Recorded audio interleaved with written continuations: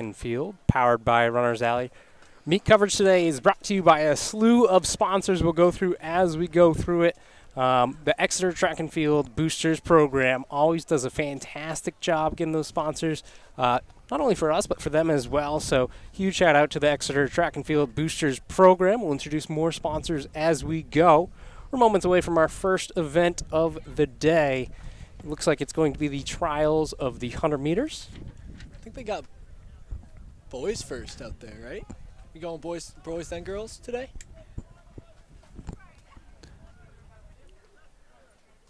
No answer, Greg? All right. What's that? No, I asked you a question there, and, it's okay. My guess is yes. Yeah, I would think so. Oh, and they're already off. We are off. Yeah. That might be Newick out in front from Co-Brown. We have that's Tim Kellum out in front as expected. I didn't even see as Tim expected. There. Never mind. Jogging through the line. Yeah, he's having a really good season. I think he got under 11 last week. Is that his first time? I think he did it last year for sure. So we have some results there if you want to go through. So we have Kellum with a 11.11. Make a wish. Catino 11.39. Newick 11.63. Gedney from Oyster River 11.67. Horta 11.82. Geldhart from Spalding 11.85. Martineau 12.17. And Grungnell 12.43. Is it automatic bid to the final if you win your heat? I'm not sure. I can look. If you want to check out the live results, we're on SST today, right? SST Results? That's right. SSTResults.com. Head over there. Look for the Seacoast Invitational. It's going to be the 8 best times. 8 best? Ooh, I like that. I like that. There's 5 heats. So taking winners and 3 is a challenge. So I think 8 best times. So in this heat, we're going to have Cam Worcester of Portsmouth, Dylan Lassard of St. Thomas, Gavin Daly of Exeter, Dennis Glidden is your top seed in this heat from Raymond, Brady Corcoran of Winnicott, Isaiah Walker of Spalding, Magnus Boucher of Dover, and James Brower of Oyster River. They're set. That was a really good start from Glidden. Just on the inside there, you got Daly of Exeter. And Winnicott's Corcoran is right there as well. I think it's going to be Glidden at the line. Yeah, close one up top, that though. That was tight. It's going to be Glidden coming through in 11.44. Oh, and 11.44 from Corcoran. That is... You can see him right there at the line on the replay. Very close together. Finally got some results pulling through. Guys can run through the rest of it. You're going to have Daly to round out your top 3 there with an 11.71. Then you're going to have Walker of Spalding with 11.86. Lassard, your other guy, under 12 at 11.98. And then you got Boucher at 12.11. Brower at 12.31. And Worcester at 12.45. And you're going to move on to Heat 3 here. If you want to. I got it up. I didn't know you had it up. I'll pass the phone to you. So who do we got in the third heat here? I don't know. You got a teammate in this one. Oh, man, this is my boy, Talon. Junior year, lane 4. Yeah, he was the double champ at the 1 and 2 last year at States. Yeah. You know, unfortunately for you there. Yeah, it's always good to see your teammates win, though. That's true. So as they get in the blocks, this is, again, the 100-meter boys dash. So this event brought to you by Exeter Sport and Spine Therapy. You can visit them at sportspine.com as we see this going on. A little bit more information to come after this heat. And looks like Butler and Willette are out there. Yeah. I think Spalding got him at the line, but let's wait to see. They were both pretty happy about that. Oh, no, Willette 11.51 to take first in the heat. And 11.54 from Butler is just shortly behind him. I don't even know if 11.54 is going to get you into the finals here. Well, bubble time right now is 11.63. And Butler sits at 6th. And then you got 2 guys tied at 11.63 for the final.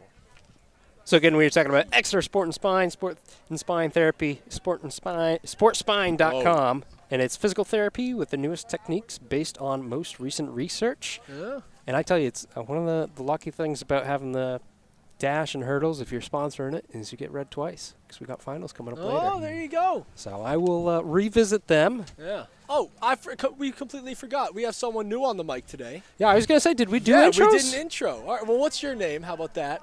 Who are you? Who are you? Irrelevant. Yeah, you've been here for long enough. I've been here for a little while. I'm Ben. Then we got a new guy on the mic here. Oh, wait, they're pulling him out of blocks. I'll do my introduction in Okay. a second. Oh, they pulled them up. This Yeah, is, okay. So, all right, I am Greg. I'll introduce myself for Ben because I know he appreciates that. I do. And we're fortunate enough to be joined by Ty Doro, originally of Barrington/Oyster River. Yes, sir. It's It's a pleasure to be here. Yeah. Where are you running now? I'm at Connecticut College for the next 3 years now. Nice. Nothing wrong with that. Well, we are off. Top seed in this is going to be Cam Lee of Co-Brown. But just on his right there is Owen Genettos of Winnicott, the sophomore. I think Genettos had that. Might have had him with a lean. Yeah, It is a little tough to see from this vantage Yeah. point. I was going to say, if you take a look at your monitor, it wasn't I got a little bit of a glare. wasn't as close Yeah, as what you guys might have seen 11:47 it. from Winnicott. Oh, no. 11:59 from Lee. 11:87. And those are all the people under 12. We have Madera 12:05. Whoa. Berard D'Angelo. 12:02 and good. Pirtle Oyster River 12:21. So that is going to put your bubble time at 11:59. So Cam Ooh. Lee is on the chopping block here. He's qualifying with an 11:59 here. Anybody under that likely gets in with the the seventh going into the finals being at 11:54. So right now, we'll see if Braden Sanchez, the top seed in this heat of Sanborn, can get under that. But other than that in the heat, we got Eric Mender of Exeter, Ethan Hayes of Spalding, Emin Poe of Portsmouth, Phineas Reardon of Exeter, Andrew Rodriguez of St. Thomas, Zane Robin of Winnicott, and Gabe Murdo of Dover. So again, 11:59 is the time we're looking to see for an advancement to the finals from this heat.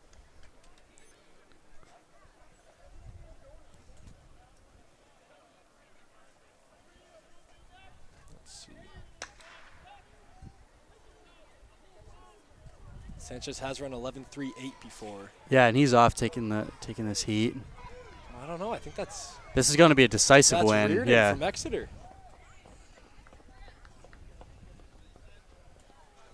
Let's see. Did he get under the time necessary?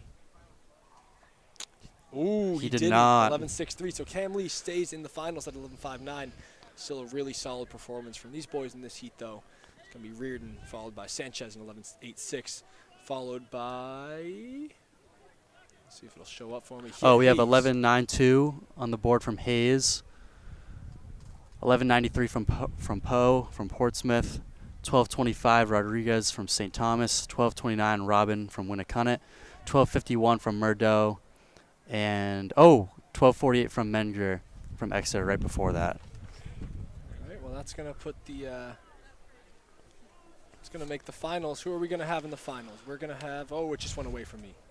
Oh, That's that all right. wraps up the boys. You got it? No, I'm going to go through the 100-meter girls event is brought to you by Fall Forward Fitness, personal fitness, group fitness, bodybuilding, nutrition, and general wellness. Fall Forward Fitness. So thank you again to them. Love Fall Forward Fitness. All right, you got he won? Yeah, big field of Oyster River athletes starting with Maeve McNicholas in lane 1, Nicole Kinsilla from Dover in lane 2, Kaylin Tallman, Spalding lane 3, Miriam Nada from Portsmouth, Elizabeth Carty from Oyster River, Tessa Kachukos from Co-Brown, and Alfie Sullivan from Oyster River. Wow. And Nada wipes the Whoa. field. Yeah, that was pretty quick. Yeah, it's probably Yeah, it's a young field right there. Yeah. one of the most dominant wins we've seen from her this year. Yeah, and a 12:56 to go with it in a prelim. That's Wow. pretty impressive. 14:06 from Tallman, 14:14 from Carty, 14:15 from Tessa Kachukos, Nothing else showing and up nothing yet. else showing up. Did they fill the field? Looks like we're missing a couple lanes. So 14:36 from Sullivan from Oyster River. Oh, and 14:47 from McNicholas to finish heat 1. Oh, not quite. Oh, Kinsilla, all of them 14:47. 14:47 with the tie. Okay, it just took a while to get rounded out. So that is the first heat of 4. So going into the second heat, top time is 12:56. I mean, she's getting into the finals with that performance, without a question. Coming into this next heat, though, we are going to have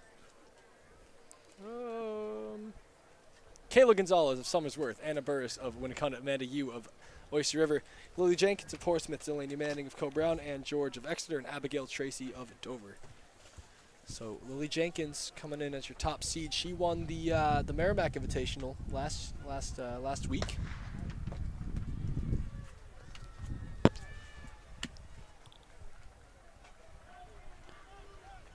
And we have Jenkins pulling away pretty early. Yeah, so the two Portsmouth athletes, Nada and Jenkins, both with pretty decisive wins. 12:70, not far behind her teammate. Nope. Two good times out of Portsmouth athletes. 13:69 from Manning, 13:83 from Yu, 14:05 from Burris, 14:20 from Gonzalez, 14:51 from Tracy, and 14:67 from George of Exeter.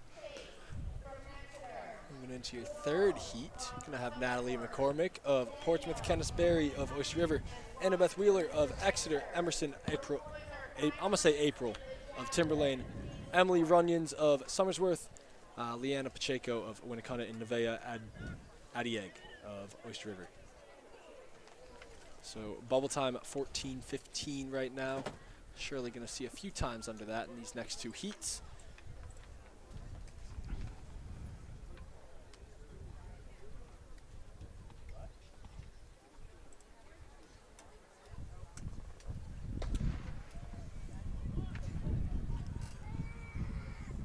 Pretty tight so far. It's looking like that's going to be And she pulls away. Timberlane there. It's going to be April, sophomore out of Timberlane. She's going to come through with a 13:13. Get herself into the finals with that one. Yeah, with only one more heat. Yep. There's no way. 13:62 from Reunions of Somersworth, 13:66 Pacheco from Winnicott, Adieg 13:88. Oh, Kenneth Berry 13:83 before that, and 14:28 for McCormick of Portsmouth. And 14:28 also from Wheeler of Exeter.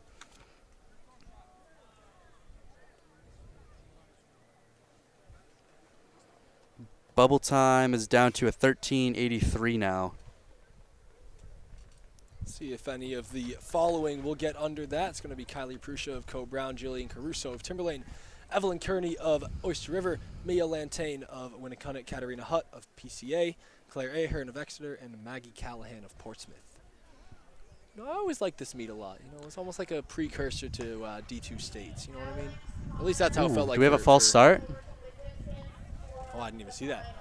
Yeah, we did. Pull it up. I've said it many times, and I'll continue to say it. Ooh, was that lane 4? That would have been Lantane, I think. So we've got like a double flinch going on. They get up.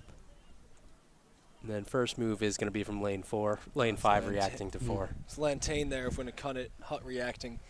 You know, I've always said it. You don't like to see red cards, but it sure does make it exciting, doesn't it?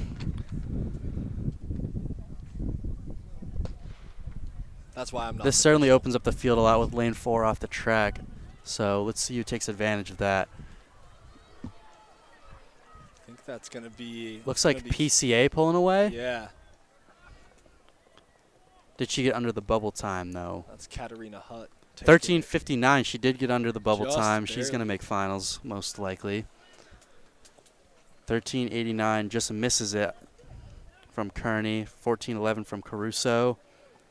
14:24 from Prussia. Oh, and a 14:16 from Callahan. And a 14:22 from Ahern of Exeter. And they're putting hurdles onto the track already, so we have our top 8 for both the men and women 100 already. Let's see. So your finalists in the girls 100, it's going to be Miriam Nada, then Lily Jenkins, the two Portsmouth teammates. Emerson April of Timberlane. Oh, I just lost it. Just lost it. Well, I'll pick up where you left off. There you go. Hutt of Portsmouth Christian, 13:59. Runyons of 1362 of Summersworth, Pacheco 1366 of Winnicott, 1369 of Manning from Co-Brown. But what I've never seen before is a tie for the last spot of 1383 between two teammates here. Really? There's a question mark next to the Q. I'm So sure they're it's- going to bring that down to the thousandth of a second to determine that, but we'll see what they have to do for that. That's exciting. That's tough between two teammates, though. All right, well, they continue to set up the hurdles. The Exeter Track and Field Booster Program would like to personally thank the following gold level sponsors: Autofair Nissan of Stratham, Exeter Sport and Spine, Exeter Run Club. We'd also like to thank Speed Sport Timing, Runners Alley, and New Hampshire Track and Field for covering and supporting the Seacoast Championships. So shout out to all of those kind folks, including ourselves, I guess. And like I said, the hurdles are getting set up. Do we have girls or guys first? Looks like we have guys first Guys for this one first? as well. Okay, so that would be the 110 high hurdles brought to you by Brentwood Fence. Fence Installation Pros, Brentwood, New Hampshire, voted best of the Seacoast in 22 and 2023. So back-to-back years, recent, pretty good. Check them out, Brentwood Fence. We've got a pretty good hurdle lineup here. Yeah, On the especially with track. Duffy headlining it in lane 4. Yep. His teammate Jameson in 3, and then Cardoso's got some really good speed from Sanborn. And I just saw my former teammate, Caden Giordani, who is actually in the throwers pit right now doing discus. We'll see if he makes it over there. Is he in Heat 1? He is in Heat 1. It's supposed to be in lane 6. We'll see when they get They're everyone already down. striding up. I don't know.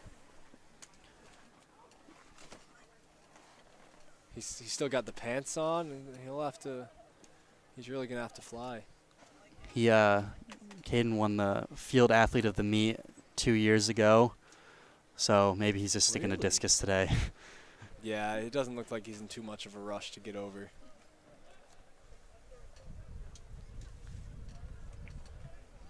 Yeah, he's going back to the. Oh.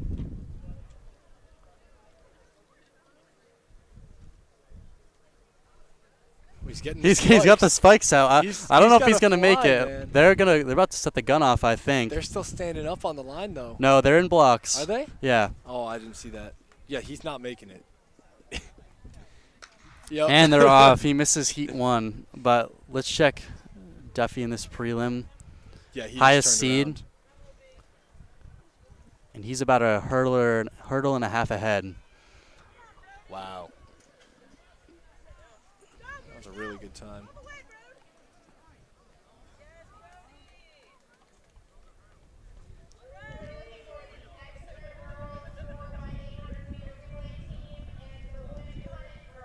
$15.45 from Duffy in the prelim, followed by Jameson of Winnicott, his teammate, $16.59.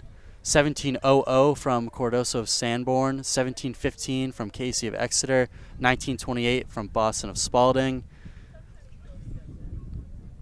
$19.84 Grzybowski from Co-Brown, $20.41 Struble of Portsmouth, and obviously we saw Giordani packing up his bag at the cage, so he is not in the heat. That's a tough one.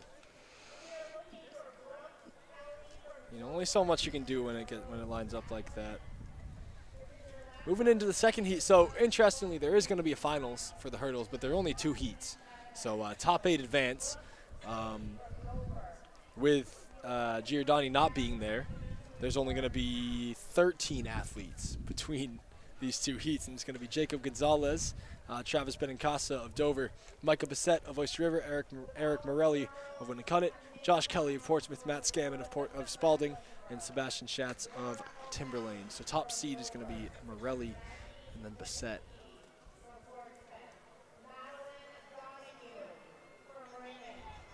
And it's pretty tight. Now Spalding seems to be making a push, but Portsmouth takes it. looks like it's going to be Portsmouth. Looks like Josh Kelly there.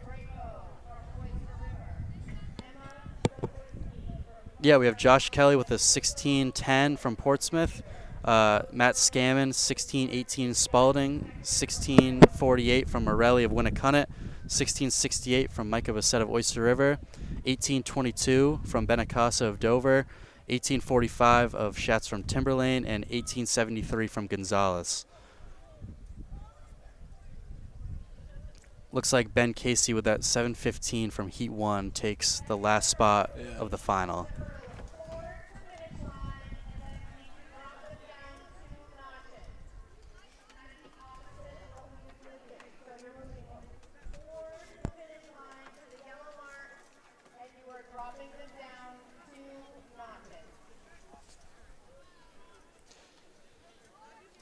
Girls hurdles being set up now. In Heat 1, we have from Oyster River in Lane 1, Mapala, Waters of Epping in Lane 2, Bates of Timberlane in Lane 3, Miriam Nada doing the double, and she's in Lane 4, Garote from Winnicunnet in Lane 5, Bartel of Exeter in Lane 6, and Caitlin Boston of Spalding in Lane 7. So our girls hurdles are brought to you by Auto Fair Nissan, 45 Portsmouth Ave in Stratham, New Hampshire. Auto Fair makes it happen.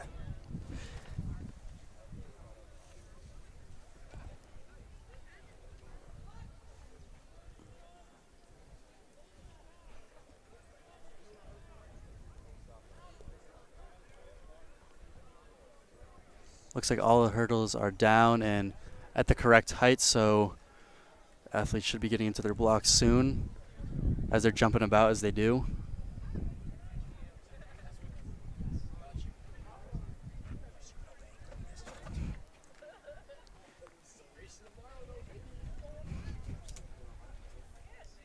And Heat 1 is off. Good start from Nada. And she's already a hurdle ahead.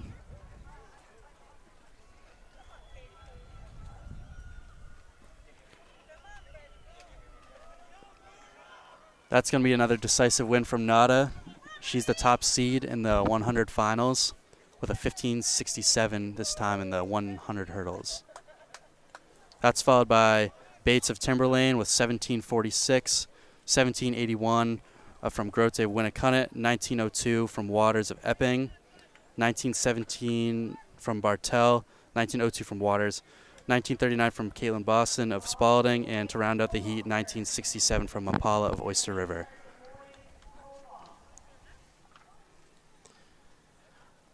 Ben had to step away, so taking his spot joining us would be Coach Cox.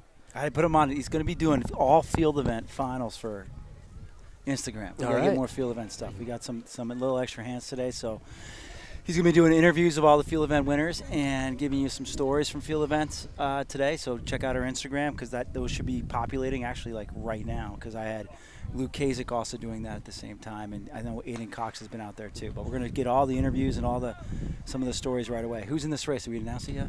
We have Cleo Conway of Portsmouth, Champney from Winnicunnet, Balabnek of Dover, Cardi of Oyster River, who's taking this heat Cardi's by gonna a lot. McIver of Exeter, Munsell of Timberlane, and Schlosser of Portsmouth. She finishes, just walks off the track like she didn't even race. That's awesome. That's awesome. Just had a super duper hour and a half New England's meeting. All right. Hosting at UNH this year. Ready to go. I'm so jealous that they're finally doing it. I've been waiting years. I remember my former coach, Nick Richard, is always showing us clips from back in the day. They got the Jumbotron going, the brand new track. It's not even a year old yet. It looks great. But 1661 from Cardi. That's going to get her second seed in the finals. 1739. We have 1739 from McIver. 1809 from Balabnik. 1890 from Munsell of Timberlane. And 20.28 from Champney, followed by 20.49 of Schlosser and 20.83 of Conway. Run these guys down real quick. All right, we have Peterson Matos from Spalding, Molly Flynn of Portsmouth, Nora Rogers of Oyster River, Hayden Adams of Winnicunnet, Zoe Kirk of Dover, Sarah Hansen of Exeter, and Audrey LaBelle from Somersworth. And they just crossed the line. Dover won that. Do we have bubble times at all? Or no, I think they're just 1675 Is from it bubble Kirk time of right now? Dover. 1703 Adams of Winnicunnet. 1792 Nora Rogers of Oyster River. 1867 Flynn from Portsmouth. 1910 Peterson Matus of Spalding. 1912 Hanson of Exeter. And 1913 LaBelle from Somersworth. 1792 is your current bubble time. All right. That was heat 3 of 4. All right, so they got to beat 1792. Popular event. Not used to the hurdles having four heats. It is on the Seacoast. It's on the Seacoast, center of the state over. And looks like lane 1 is vacant in this heat, but we have Riley Postage of Exeter, Bancroft of Portsmouth, Sherland of Co-Brown, Avery Bongart from Oyster River, Hetherington from Raymond, and Clifford of Winnicunnet.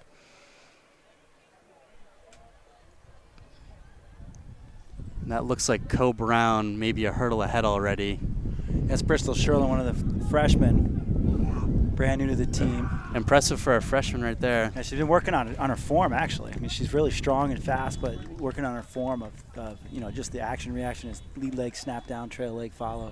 Yeah, and she's going to come in with a 16:27, so I think that'll get her to the finals pretty decisively, too. 18:15 from Baumgart, 18:36 from Bancroft, 19:08 from Hetherington, 19:51 for Clifford, and 19:79 from Postage to finish the girls' 100-meter hurdles.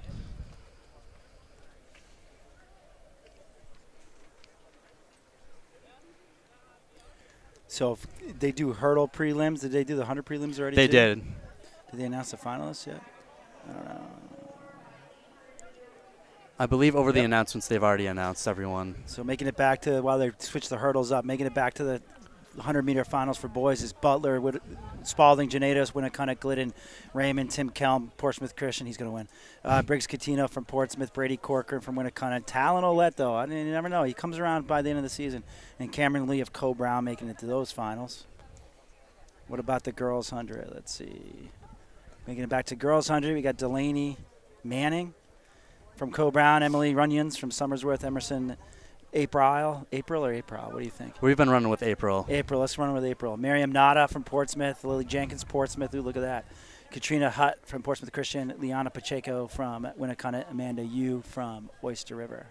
And they've been doing boys and girls, boys first for the Prelims, right? dash prelims, but it looks like we're switching back to girls starting first, yeah. before the guys. Yep. Girls hurdle final. He already put that up. He's good. Yeah, This is no, good. this has Let's been an go. efficient meet so far.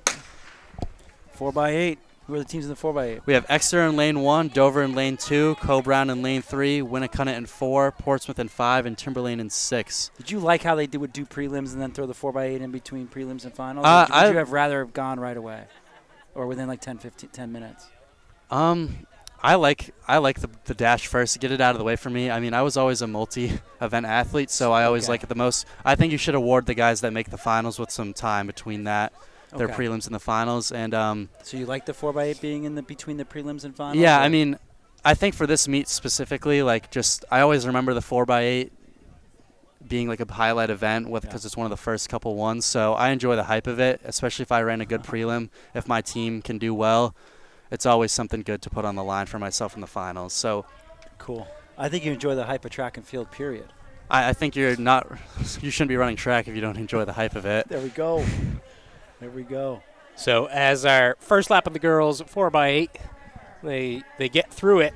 This event, the girls 4x8 100-meter, is brought to you by JTB Construction and Remodeling, jtbconh.com.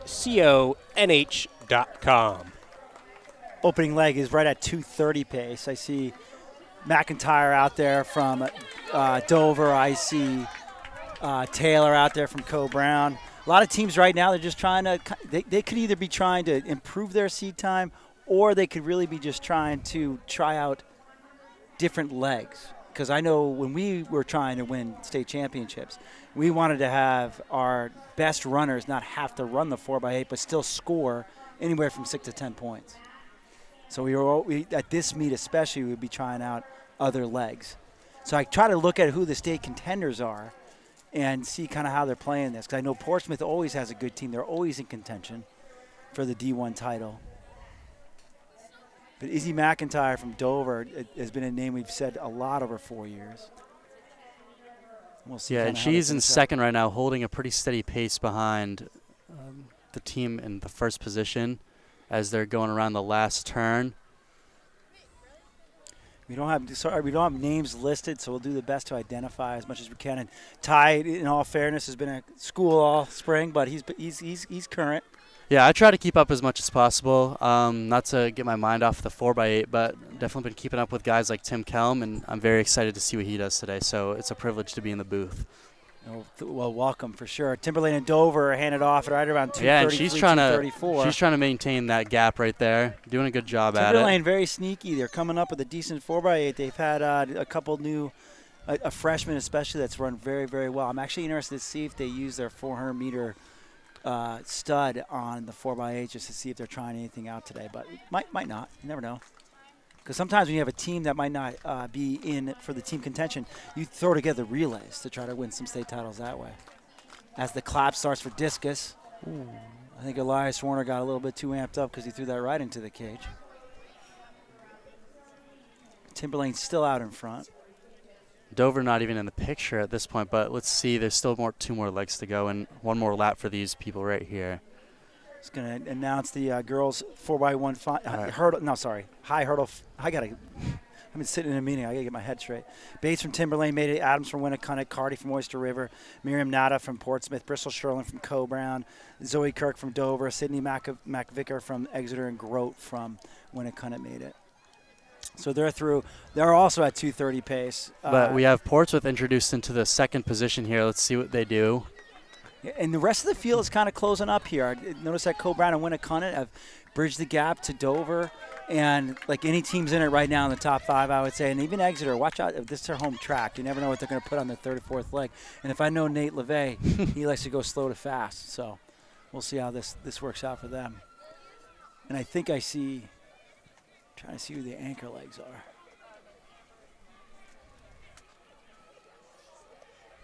Third leg is coming up, yes. I'm just trying to see who they have on anchor. But I don't recognize anyone, so we'll see. Timberlane certainly has a small, short team out there, but they're doing their work, so maybe we got a young squad out there. Did you say small, short, Ty? Yeah, she is noticeably short, but hey, if anyone knows Ruth White from Maine, yes. Height does not determine your success in track by any means. So you just changed her signing. She signed. I saw that UNH. Yeah, exciting. I'm sure the coaching change at Boise State was the impetus behind that. But it's good to have her still in New England, obviously, and even better to have her at UNH. So Timberlane and Portsmouth. And Portsmouth is tight. Handing off in a dead heat. The relays are about a 10:26 pace right now. Co-Brown hands off in third. That's Meredith Caravan. And Dover, sorry, go ahead. I was going to say, and Portsmouth really takes the commanding lead off the baton exchange. So, and then don't look now. Exeter's clawing their way back into it. So I still contend any team can win this because if you have a dynamite anchor, I'm just looking. I see Co-Brown as Paige do everything on that Murdaugh. Paige do everything Murdaugh. She does everything from 800 to 3,200 and does it well. So we'll see what they're trying to put together here, but I can't see as far for everybody else. Dora, we need your young eyes to help us old guys out. Just kidding. I was going to say, we have the screen right in front of us, Battling. So we should probably just follow that, but that's definitely a battle. I was trying battle. to see anchor legs. I wasn't looking at the race. Okay. I'm looking at you look at the race. Did you ever do an 800? No, me and some of my teammates actually thought about it this year. I think my range extends past 400 meters, so there we go. If anyone's following with the NESCAC, catch me in the 600 this winter. There we go. Did you already remind the folks where you went to school? I did it. I went to Connecticut College. Cool. How are you enjoying it? I'm enjoying the school. College is a very humbling environment. So, along with the sickness that you can get dorm with life. just dorm life and everything, it's all an adjustment. So, I'm looking forward to next season a lot. Portsmouth and Timberlane still hold 1-2. Co-Brown in third. Don't look now. Exeter now has moved into fourth. Dover a close fifth. And Winnicott sitting right there, too, in sixth. This should be an exciting anchor leg. No one's running away with it just yet. And it's already exciting right here. So I'm not familiar with these anchor legs, but Yeah, that's what I was trying to recognize. I'm not sure if anybody's out of this world like a Brianna Malone from last year. So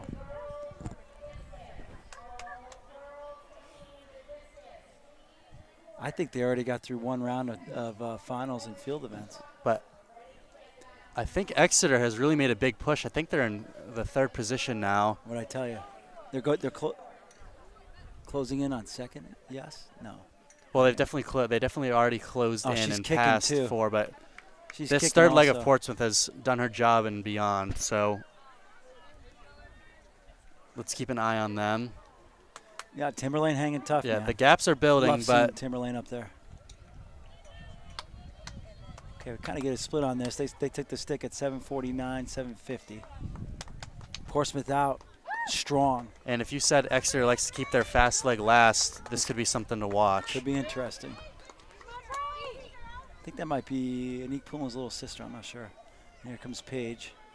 And then Winnicott 5th. So right now the rundown is Portsmouth 1st. Timberlane 2nd. Exeter 3rd, although we think Exeter is going to move into 2nd on this backstretch. Dover 4th. Co-Brown 5th. And Winnicott 6th. And Exeter's making their move. Got the inside lane on it, too. Yeah, it's not over. It's not over. I mean, you still got 600 meters to run. And Portsmouth has about a 20-meter, 25-meter lead.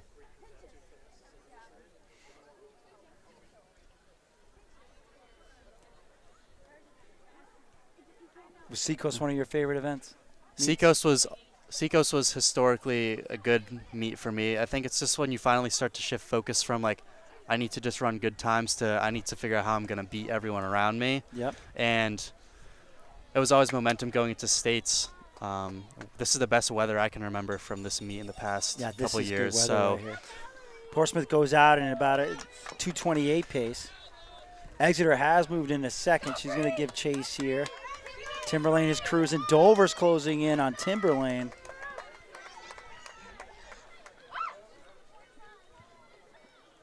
Co-Brown starts their last 400. I always like sunglasses on the track. I think it's cool. I don't remember you wearing sunglasses. Never did. I can't have bounce anything around on too me. much. You're ripping. But Portsmouth keeps a steady lead. It may even be building, but Exeter looks strong still. Tell you what, Portsmouth, though, with 200 left, she's not showing much. Exeter's going to have to drop Her it a teammates little got bit. to get in her ear, let her know what's going on behind her right now.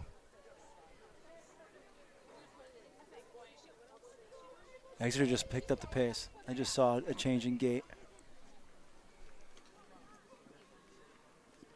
But it might be a little bit. Yeah, with she's gonna run 100 out to of go, real I don't know estate. how much more you can do here. And now Portsmouth just dropped it. So Portsmouth is going to win this one.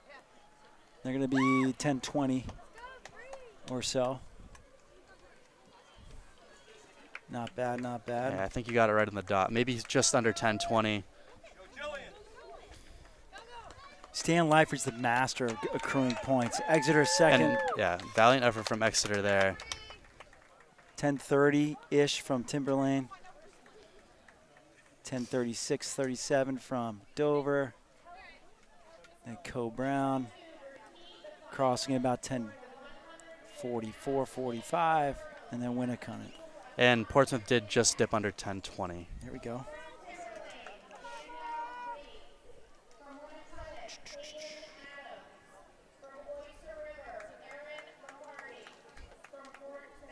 Service is slow here, huh? You stay right there. I'm just checking a few things out here. And we walk out the boys 4x8.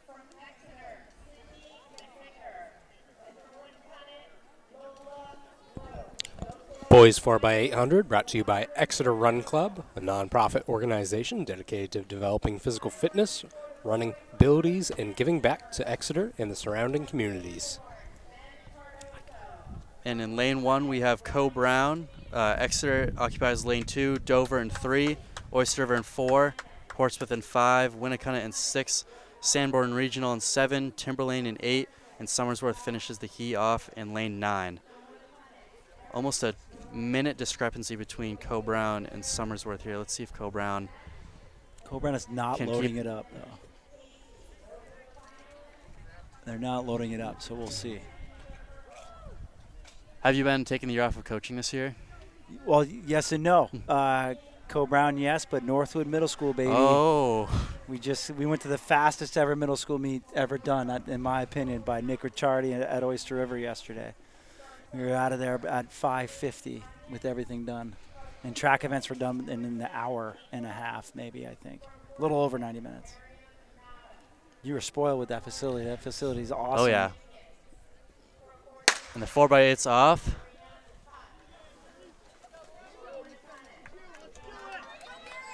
I believe they keep splits up on the live results, so you can pay attention to that.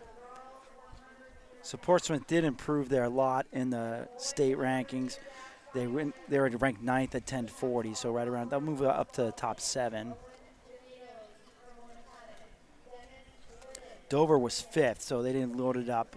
They're at 1020, so they didn't load up their team. They didn't really have to. And neither did Exeter. Exeter is at 1004, so I'm sure LeVay was just kind of checking out to see a different leg. Possibly different auditions. We used to call them auditions for the state championships. Who's this out quick? Is that Winnicott? That's Winnicott. That's a blue jersey. Winnicott has a nice team this year. They have a nice, well-balanced team, too. Oliver Duffy and everybody else. That was a joke, Ty. Went through in 61, so 2:02 pace. The pack comes through at about 2:10 pace. I almost said 2:10 pace. Dijak from Co-Brown leading that pack, and definitely a freshman from Oyster River. Yeah, actually, he's a sophomore. It's Sophomore. Garrett. We call him G Unit. G Unit. I'm not going to ask about that anymore. But honestly, Oyster River boys, distance, they're young guys, freshmen, sophomores. Watch out for them in the next year or two. They're going to be developed quite nicely, if I have to predict, which I like doing. So, all right, so Winnicott has the lead, but the pack is starting to close down to 10 meters. Co-Brown is starting to close, and the rest of the pack is too. Who's that making a move? Co-Brown is going to make a move here. Who's that in third? Can't see. Third looks like Sanborn, possibly. I can't see. Third is Dover. Yeah, I Dover. thought it looked There like we a go. green jersey. I wonder if they're putting Clayton Johnson on here. If I'd love to see it. Sanborn throws Clayton Johnson on there, that team automatically got really good. Co-Brown does their work. 213, 214. This is Liam McLean. It's not Clayton Johnson for Dover yet. Another young-looking Oyster River cat. Bobcat, get it? Sanborn, and then Timberlane. And Summersworth. Summersworth's another blue jersey. Yeah, a lot of blues, man. I love that Oyster River went to white. You could pick them out of a crowd so much better. That's a fair point. They were very brave when they debuted those jerseys, by the way. The white ones? Cross-country. And muddy day. They debuted the jerseys on a muddy cross-country day. I think it's a bold move. They've I held think they like the mud. They look great. I think blue shorts is cool as well. I do Also too. bold. Yes. Yes. That's a good word for it. And Co-Brown has taken the first position. McLean looks good here. Dover's closing it up. If they keep it close, I would imagine Clayton Johnson might be the favorite on the anchor leg. Like I said, I'd love to see it. I wouldn't imagine Winnicott putting Zumbach on there, who just ran 155 and change last week. I think he's gearing up for a mile today. Sanborn smiling as they run by. Is Jamie planning to run the mile today? He's running the 800. The 800, today. okay. Yeah. 800, I think he's come back to 4x4. I'm not quite sure. They're in good hands. McLean, as I look at the third legs, and they all seem to be smiling and jumping around and excited, right? Ooh, I think I see Clayton Johnson on the fourth leg. All right. If Dover keeps it close, that can get pretty exciting.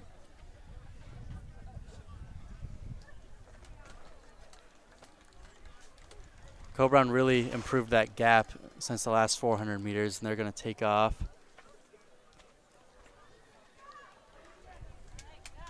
That's Keegan Sousa, He's got some brand new shorts. Dover second. Once again, if they keep it close, it could be super exciting. Winnicott at third. Portsmouth Oh, that's fourth. Clayton Johnson. What, right now? Oh no, he's gearing Anchor. up. That is Clayton Johnson, exactly. So, yeah, they're right around 9-minute pace for this when they hand it off, 9 to 9:10. I would suspect that the second half of these relays will be a little bit faster.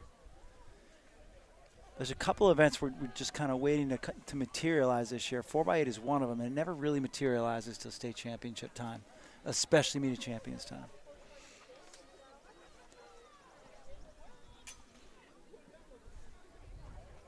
What a picture-perfect day. This is almost perfect for every event. I would think Almost sprinters would want to be a little bit warmer. I would definitely prefer maybe like 5 to 10 probably like 10 degrees warmer.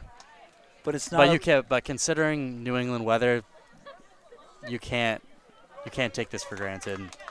Keegan's going to have to get a little bit more on Dover. Clayton Johnson's a huge up-and-comer. I don't want to put too much pressure on a sophomore, but when you see it, you see it. Portsmouth has a strong team this year, too.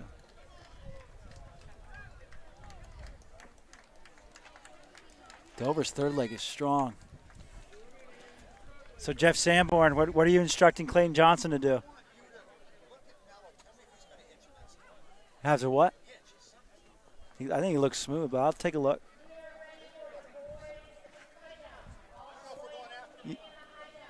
I think you should go after him. We're just giving people insight on coach talk. Is that okay? I'd love to hear it. I'm actually considering perhaps should send pursuing a coaching position after college. You so should, Ty. What are you studying in college? I'm a biochemistry, cellular, and molecular biology major. And you're going to coach. That's good. We'll see. We'll see. You could put it I to like good to have use. my options. All right, so he's going to be listening to Coach Sanborn. He's right in front of us. But Co Brown's certainly Seven. moving off the exchange.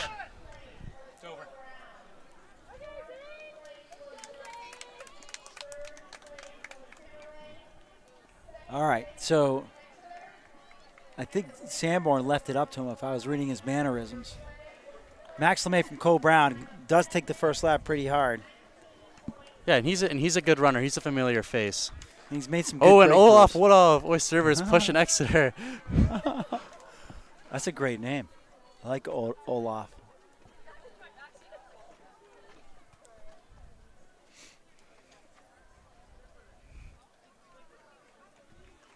What's it looking like?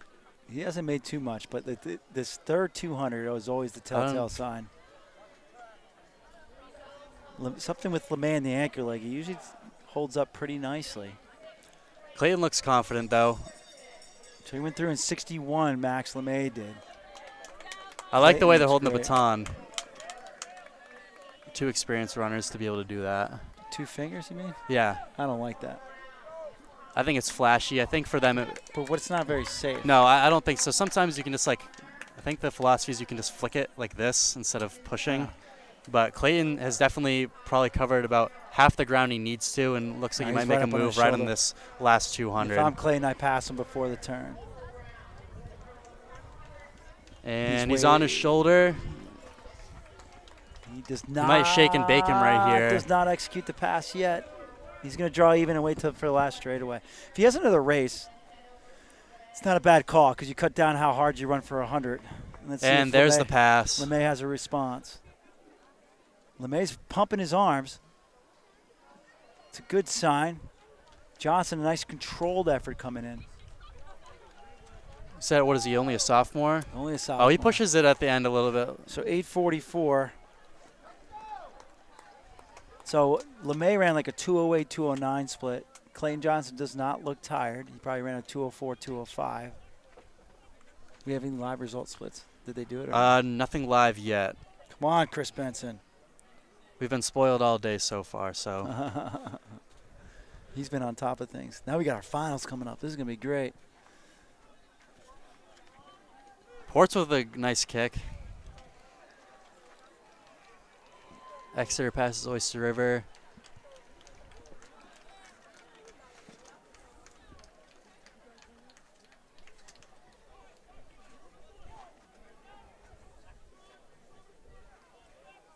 So that 4x8 was won by Dover in 8:45. Co Brown was second in 8:47. Winnicott was third, 9:03.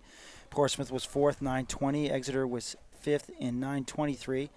Oyster River 9:24 was sixth in Sanborn 9:31 to finish it out.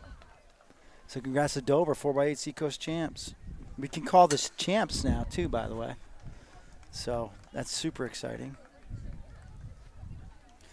We're going to be starting with the 100-meter hurdles here.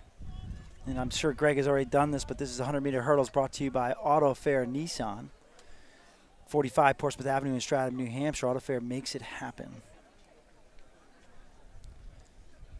And in this final. And I guess as they're putting the hurdles out, we'll run it down one more time for everyone. We have Danielle Bates of Timberlane with 17:64, 17:03 for Hayden Adams of Winnicott. Cardi of Oyster River is occupying lane 3. Top seed Nada is in lane 4 from Portsmouth. Bristol Sherland from Co-Brown in lane 5. She's only a freshman. Zoe Kirk of Dover's in lane 6. And what's that from Exeter? Macavicker.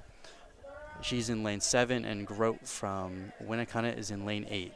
Dover kind of needed that time because they're not in the top 10. I think top 12 make it for 4x8s for state championships, so I should expand that to 20. If you check out T-First New Hampshire, you can get somewhat of an idea. It's not the official battle notes.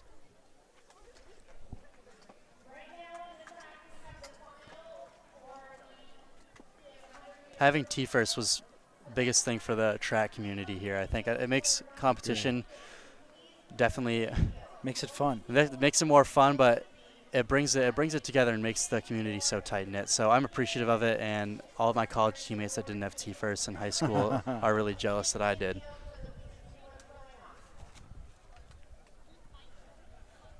All right. You're in their blocks. Set. And they're off. Fair start. Good drive phase from Nada. She's already a hurdle up, but Cardi's making a push. She won that first hurdle pretty quick. And now she's starting to pull away. Cardi's going to be second, though. Cardi can do everything. Yeah, certainly a decisive 1 and 2. And Sherlin from Co-Brown, I think, took third there. So impressive performance, but she might be holding her knee. She bangs her knee against the hurdles pretty often. 15:57 from Nada, 16:12 from Cardi of Oyster River, 16:86 from Sherland, 17:28 for Macavicker, 17:31 for Adams, 17:98 from Kirk of Dover, 18:23 from Grote of Winnicott, and 18:56 for Bates of Timberlane. So congrats to Miriam Nada of Portsmouth, Seacoast champion in the 100 hurdles.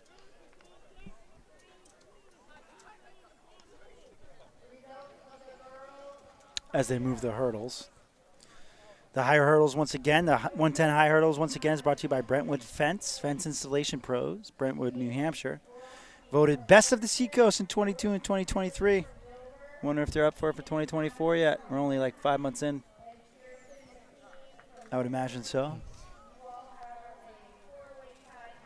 And to run down this finals heat, we have Cordoso of Sanborn Regional in lane 1, Ryan Jameson of Winnicott in lane 2, Matt Scammon of Spalding in lane 3, Oliver Duffy, the only person in the heat under 16 in the prelim, is in lane 4, Josh Kelly of Portsmouth is in lane 5, Eric Morelli of Winnicott is in lane 6, Micah Bissett of Oyster River is in lane 7, and Ben Casey is from Exeter, occupies lane 8.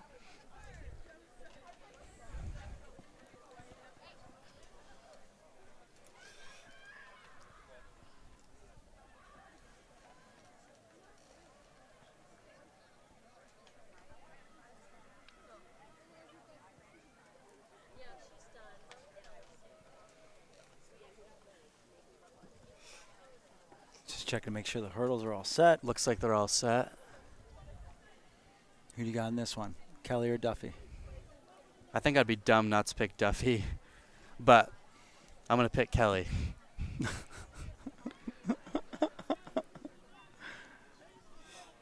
Why? If you think a little bit of it. I think sometimes when you're the top seed at Seacoast Championships, you get a little complacent sometimes. You don't want to injure yourself because states is what matters to you most. But if Duffy is a real competitor, which I don't doubt that he is. Maybe Kelly can take it because I'm sure he's hungry for this top spot. Kelly's smooth too. So's Duffy's he could do everything. And also, like, it's hard not to look past this meet to division championships. It's just difficult. Duffy's got the lead. Oh, Duffy looks smooth. Oh, Kelly's not. They all looks pretty smooth. It's going to be Duffy. It's going to be a 1-2. And it's going to be, it's going to be Powers, Duffy. is that Powers? Portsmouth just takes second. Scammon of Spalding might have took third there. Scammon, sorry about that. But let's wait for some live results.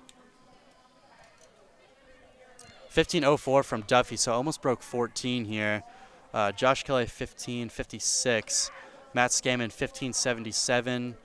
15:87 for Morelli. 16:17 for Cordoso of Sanborn Regional. 16:38 for Bassett of Oyster River. 16:63 from Casey of Exeter, and 16:25 for Jameson of Winnicott. That launches Duffy to number 2 in Division 1. Who's first?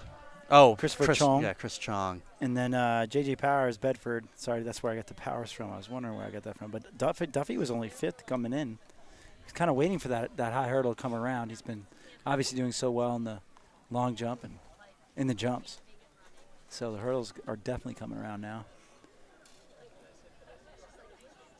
Winnicott has a shot to win. That would be awesome. Title. They've always had like a couple guys that can make some noise,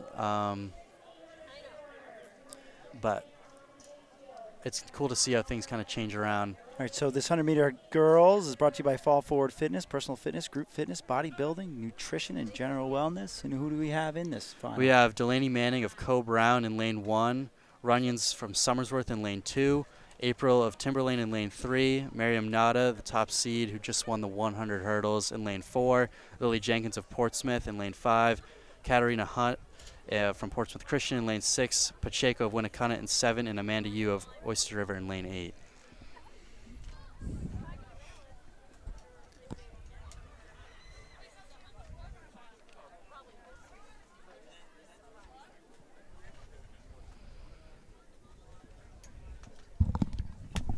What's up? Went really well, went quick. All right, they're off. Fair start. Nada. Nada's out there with her teammate. Looks like Jenkins and looks Nada. like Jenkins is going to take her.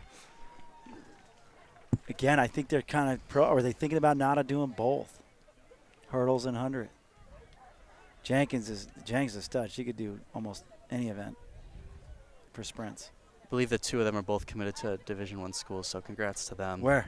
I think Jenkins is at Lafayette, and I think Nada is going to UNH. Okay. Staying in New England. So that's a 12:56 from Jenkins, 12:75 for Nada, 12:97 for April. That's the 3 under 13. We have 13:30 for Delaney Manning of Co Brown, 13:60 for Amanda Yu of Oyster River, 13:68 from Hunt of Portsmouth Christian, and 13:75 for Pacheco, and then 13:83 from Runyons of Somersworth. Congrats to Jenkins for her Seacoast Championship W.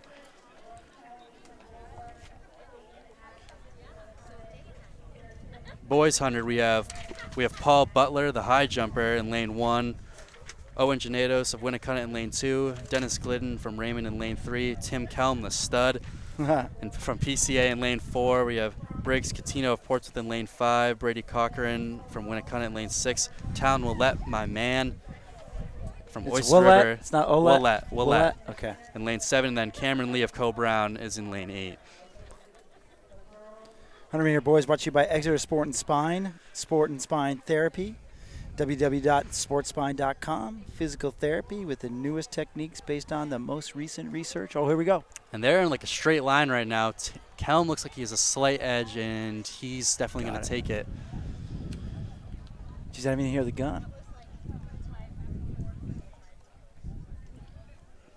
11:20 from Kelm to take the W. I think that's 2 Seacoast Championships in a row for him in the 100, so congrats to him. 11:28 for Genados, 11:30 for Catino of Portsmouth, 11:33 for Glidden of Raymond, 11:40 for Willette of Oyster River, 11:44 for Paul Butler of Spalding, 11:45, just narrowly behind Butler, Lee of Co-Brown, and 11:57 for Cochran. So where's Kelm going to school? He's going to Babson, Okay. and that's a good choice for him. They have a freshman that I think he might have broke 10.5 in the 100. I'm not sure, but he was in the 10.5s. Plenty of training partners. Plenty of training partners. Their sprints are good. We are one of our regular competitors. All right, so this mile is going to be insane because Charlotte Kudalitis, Mackenzie Cook, Anique Poulin, Neely Roy. Keep running it down. Who we got? That was just by sight, and then they blocked me. Roche from Have you Exeter. listed off the other Cook yet? I haven't gotten We have Maddie Cook, the freshman, in there. Paterna of Exeter, Stalker of Sanborn, Bazanzin of Oyster River, Spuler of Dover, Lovett of Co-Brown, Houle of Oyster River, Roche of Exeter, and Hanlon of Exeter. Mariotti of Winnicott, I think, when I passed you the baton, we didn't say her. That was it, though. Yeah, can't leave anyone out. You jumped right on there. I'm proud of you. That was awesome.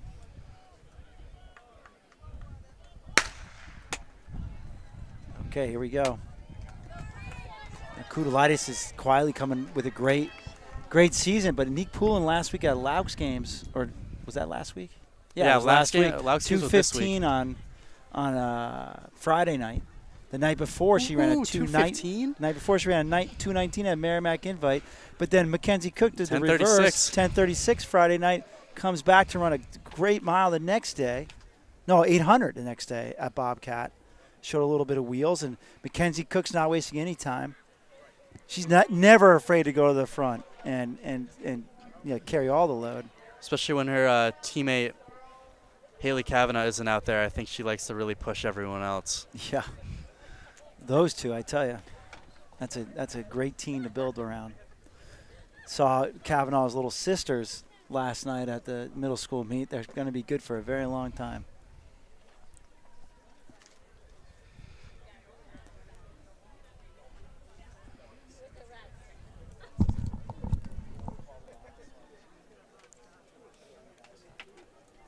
Through the first lap in about a 72. That's 4:48 pace. That'll be PRs for all of them. But you know what?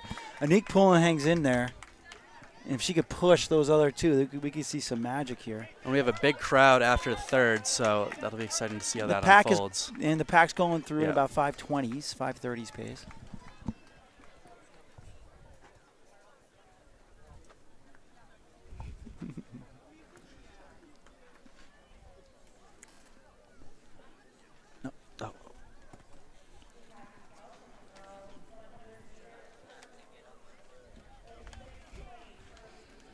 He never wants to talk. Have you noticed that about him, Ty? I have, based on the interviews I've been watching. All right, so Mackenzie Young still has the hammer down. Starting to show some gaps here. Kudalitis keeping it tight. Kudalitis comes on every single track season. Every single week she gets better. Poulin right now, if she can hang tough for this next lap, it can get pretty interesting. I mean, they all look effortless. Obviously, only 800 meters through. In a 32. The third lap usually is the big difference. The pack is going to be super interesting. But through 800 and about 229. So for the lead. 4:58 pace, which is totally right now predictable for Cook. But remember, Cook's only a junior. Got another year for her. We have the pack around 240-ish. And that's led by Maddie Cook. And who seems to be pulling away from the pack right now. Yeah.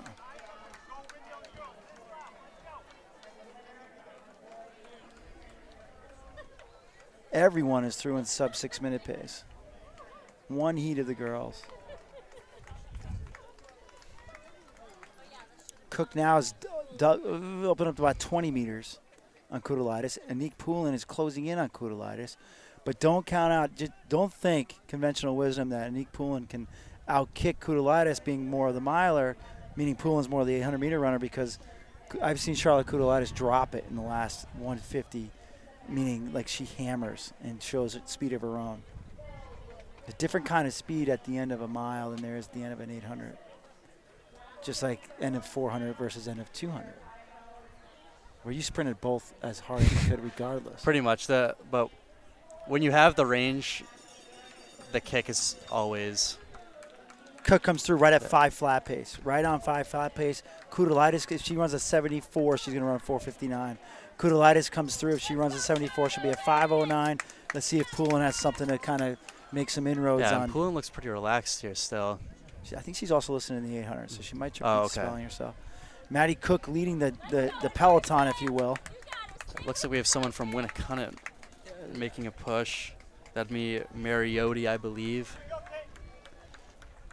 Zanson trying to catch up with that pack. The Sanborn runner. Who's that? Who's the Winnicott girl? The one that I was just listing off? Yeah, that's Mariotti. And then okay. Yeah.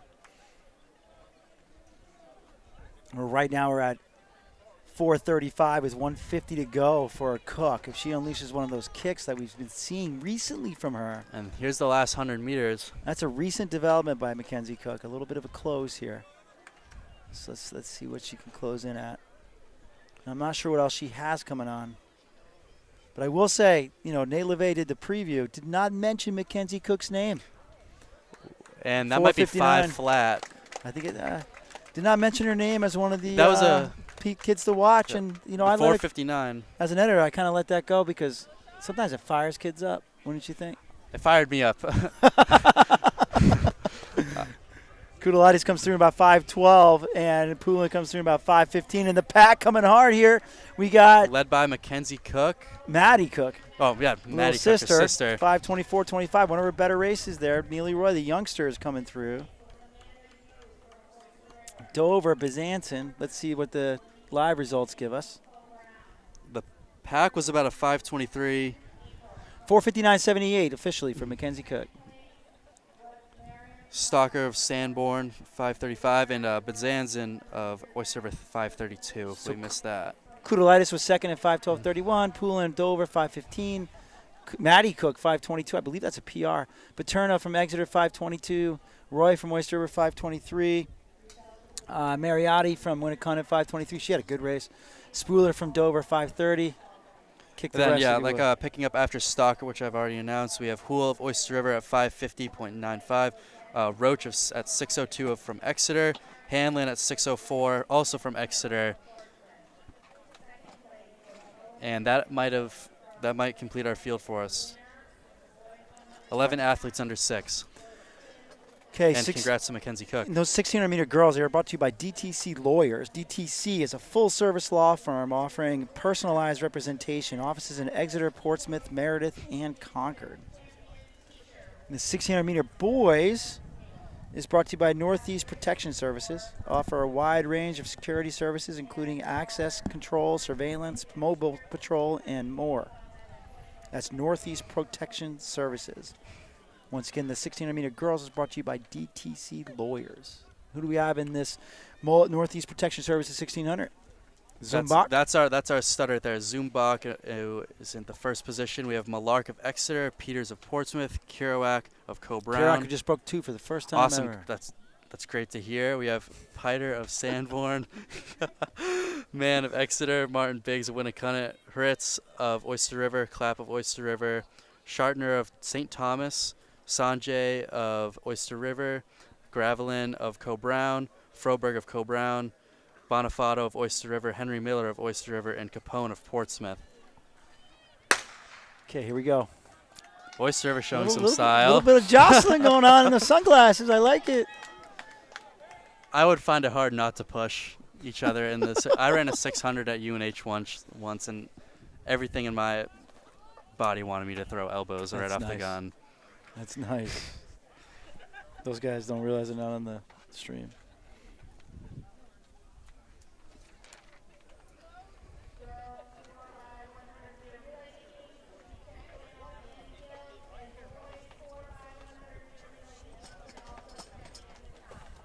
All right, Zumbach. No one really wants to pressure him right now. He's a bit of the major domo or the. Yeah, and that looks like Kerouac in the second position. Yeah, Kerouac quietly is having a bit of a breakthrough season. Yeah, I don't want to downplay my reaction to sub 2. That's phenomenal. It's a kind of an inter-team joke because he's been talking about sub 2 for 2 years. That's usually how it goes. And then who's that? Is that Malark from Exeter? He's taking the second position right here. Vet. Peters of Portsmouth making a little push up into that top pack. He went through in about 68, 69, so right around, very modest pace, 4:32-ish pace. I would expect for this to go faster. Zumbach ran a great 3K indoors, too. He has range, man. He's got range. Oh, he's a junior as well. And it's single file now, too, so it shows that, everybody thinks his pace is honest. Championship racing, when it comes to distance, is always like a little underwhelming as a sprinter. You always want to see the guys go crazy, but at the same time, as you mature in track, you appreciate the strategy a lot more. For sure.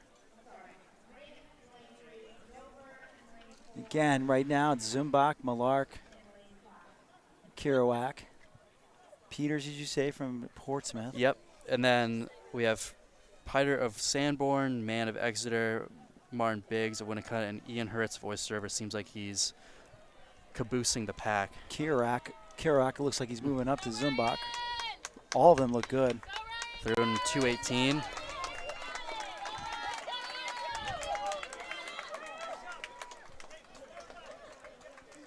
We have a second pack going in about 2:30.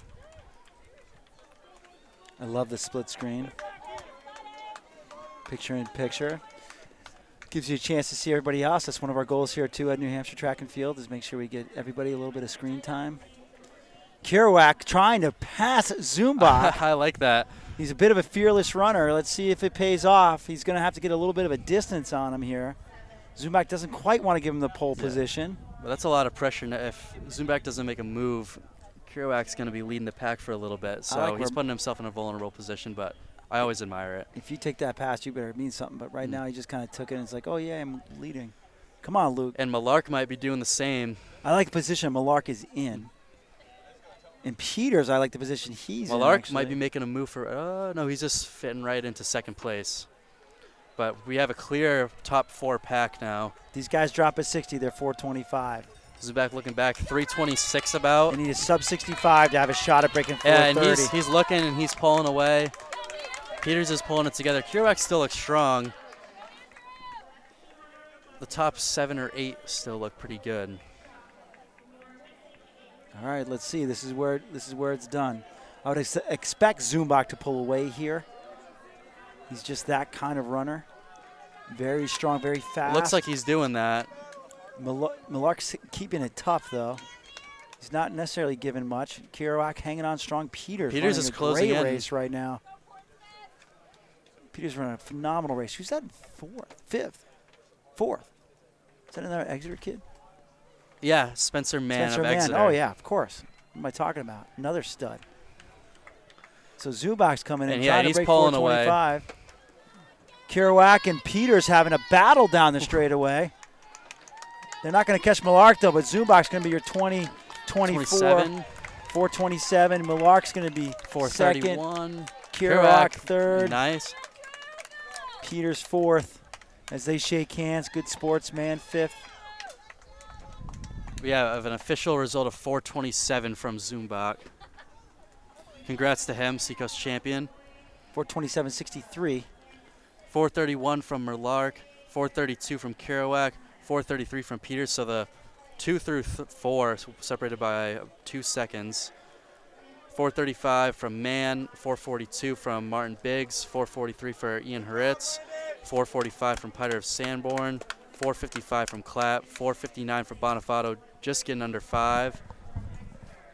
And we're waiting for some of the more results to get in here. We have 5 minutes from Sanjay of Oyster River, 5:04 from Gravelin of Co Brown, 5:07 for Henry Miller, and 5:14 for Froberg of Co Brown.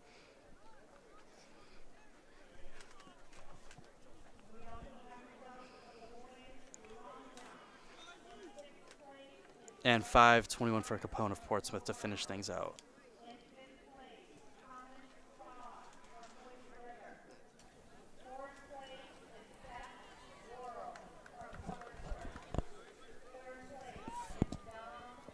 Next event on the track will be our girls 4x100s. 4x1, one of the most exciting events. Catch the exchanges here. We have Co Brown in lane 2, Winnicott in lane 3, Exeter in lane 4, Portsmouth in 5, Oyster River in 6, and Spalding in 7 as they set up their blocks. And, of course, the Exeter Track and Field Booster Program sponsor for this race is Minuteman Press, #1 rated printing franchise. They made the programs for today's meet, and you can get your graduation yard signs from them as well, Minuteman Press. Looks like we're going to get no blocks from Portsmouth, which is something unseen usually in a 4x1. 4x1, yeah. But I think she might have been in the 4x8. I don't know. I mean, I understand, some athletes will range down, but I feel like blocks is pretty important, and there's 3 other legs that don't need them. Yeah. In the 4x4, it's always 50-50. I can't say I've ever seen it in a 4x1. Yeah. 4x4, I can make every excuse in the book. I would argue against it, but successful 400 runners can use it.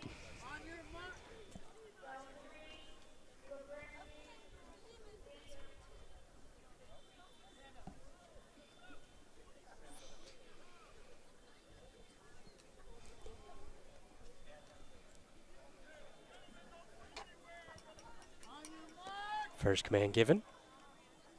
Heat 1 of 2 for the girls 4x100. Again, Co-Brown, Winnicott, Exeter, Portsmouth, Oyster River, and Spalding. Looks like no Exeter, though. And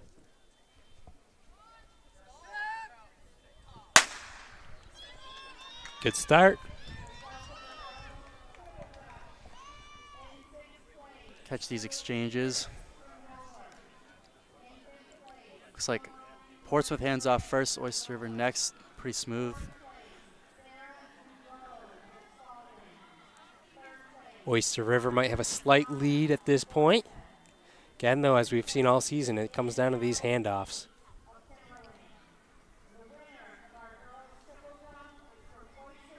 Oyster River finally takes their position, but inside lanes might still be pushing it. That's Co-Brown on the inside there, getting around in front, although Oyster River is right there with him. It's hard to tell who's in the lead here. It looks, Co-Brown's pulling away. Co-Brown, Oyster River, Winnicott. And we're going to go in that order for the top 3 in heat number 1 of the girls 4x100 meter. Co-Brown with a 52.70, Oyster River 53.04, Winnicott 53.47.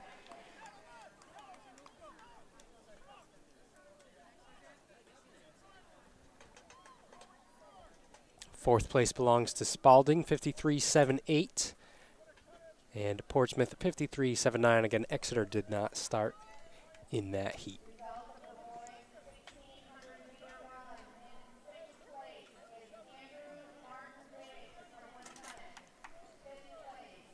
So 52.70 time to beat. Heat 2 of 2, getting their block set. Looks like we have Dover in 6. I'm seeing Raymond, Dover, Summersworth. So Raymond in lane 3. Dover is in 4, Summersworth in 5. They're going to... Not sure. I say that lane assignments. That's what I'm seeing online. However, not exactly following that. Dover out in lane 6. Hopefully it's like that all the way around.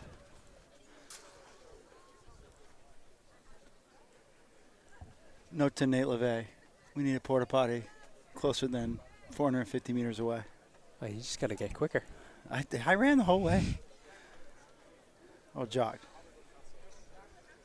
It's dangerous for someone my age to just get out of his seat and jog. Right, Ty? Ty, I'll have you know I had hair just like you when I was your age. That's what people keep telling me, but I'm gonna stay positive because I think that goes a long way. There we go. All right, this makes me feel better. Dover is switching from lane 6 to 4, which is what's online. So, oh, good. Yeah, I was trying to look over at the next exchange zone. I couldn't quite see where. That would not have been good. Oh, I wasn't even thinking about that.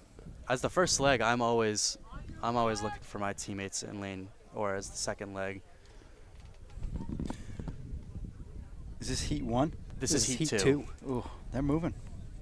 There's only 3 though, huh? Heat 2 of 2. They got great blocks. I like the blocks. I love those too. Fair 52-7 start. is the time to beat. Again, Raymond, Dover, Summersworth. Summersworth out strong right now.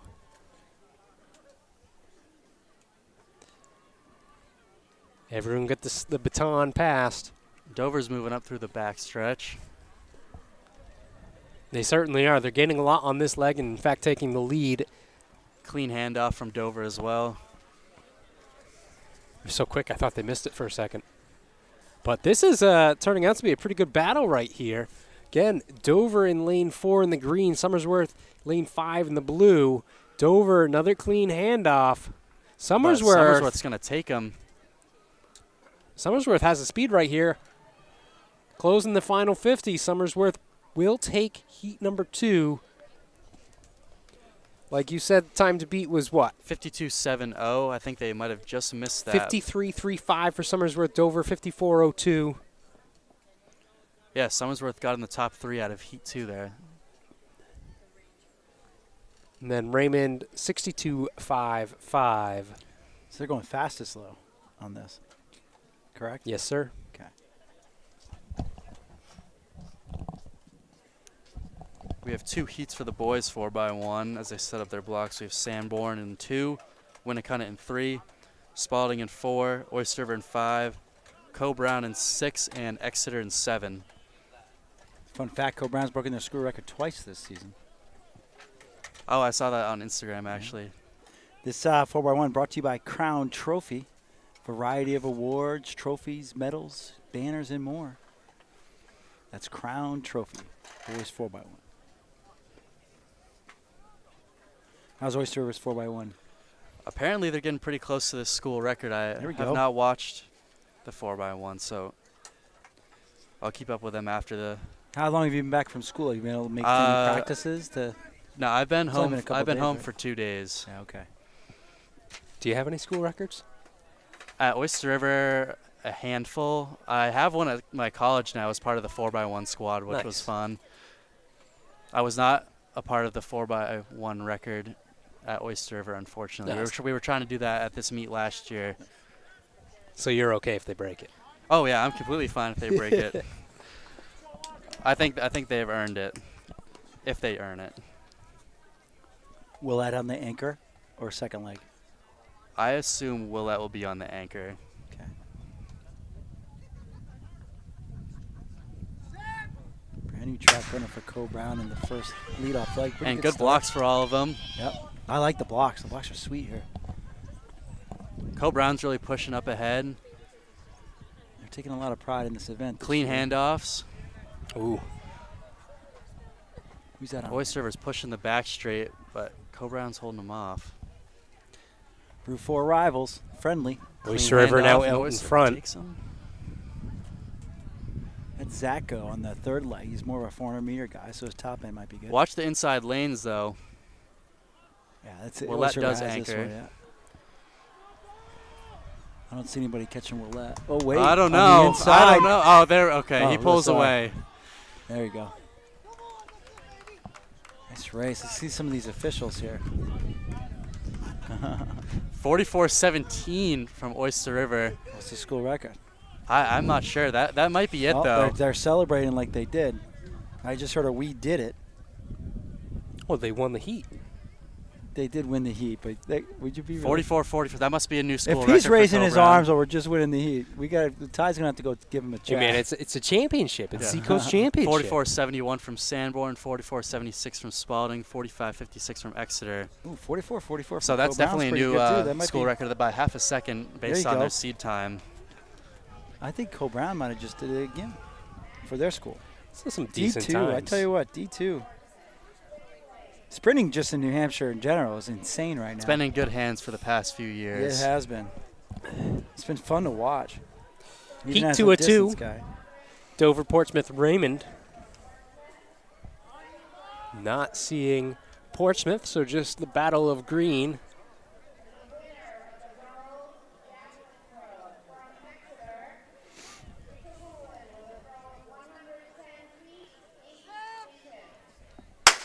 Fair start.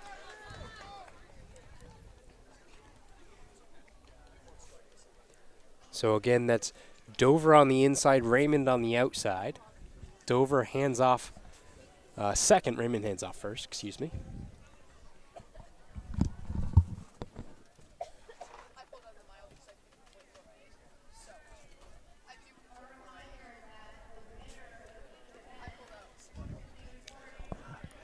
Close between these teams. See how this final handoff goes. About the same time, Dover might have a slight edge, although not Raymond looks anymore. like pulling away now. Raymond out in front, and Raymond will take heat number 2 for the boys 4x100.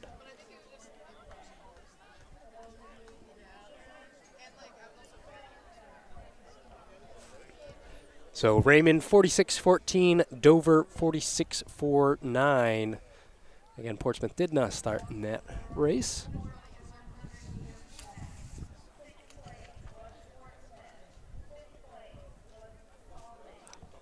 Blacks will stay in place because the next event on the track will be our girls 400 meter. Girls 400 meter brought to you by Graham Tire and Auto, located next to Exeter Hospital. Huge supporter of Exeter High School athletics and activities for years. #1 host of car washes in the town of Exeter. Graham Tire and Auto. And as the track continues to populate, we'll start listing out the names. In Heat 1, we have Maggie Escabi of Co-Brown in Lane 1, Lantane of Winnicunnet in Lane 2, Jenkins of Portsmouth in Lane 3, Bodwin of Timberlane in Lane 4, Thompson of Exeter in 5, Thurlow of Sanborn in 6, Willette of Winnicunnet in 7, and Orleans from Exeter in Lane 8. Again, this is going to be Heat 1 of 2 for the girls 400. Did you already say this was from Graham? I did. All right. Rocking and rolling. 3 seated under a minute here. Now, Timberlane's Bodine, and she's a sophomore, am I right? You are right. She won the freshman-sophomore meet earlier this season, so I'm picking her. I like that. I'm pick going her? to go with Lily Jenkins. She won the 100. Ooh. Keep rolling with the winners. Where's she at? Actually, is she not on the? I don't She's see her on the supposed to be in track. 3. I Maybe the don't see her, 100 yeah. killed her. You know, sometimes you just enter and then you make decisions Yeah. as coaches and athletes. Hey, this might be pushing a little bit, but do we have to do this today? All right, that being said, I'm going to take Thompson of Exeter. Okay. There we go. Bodine out nicely.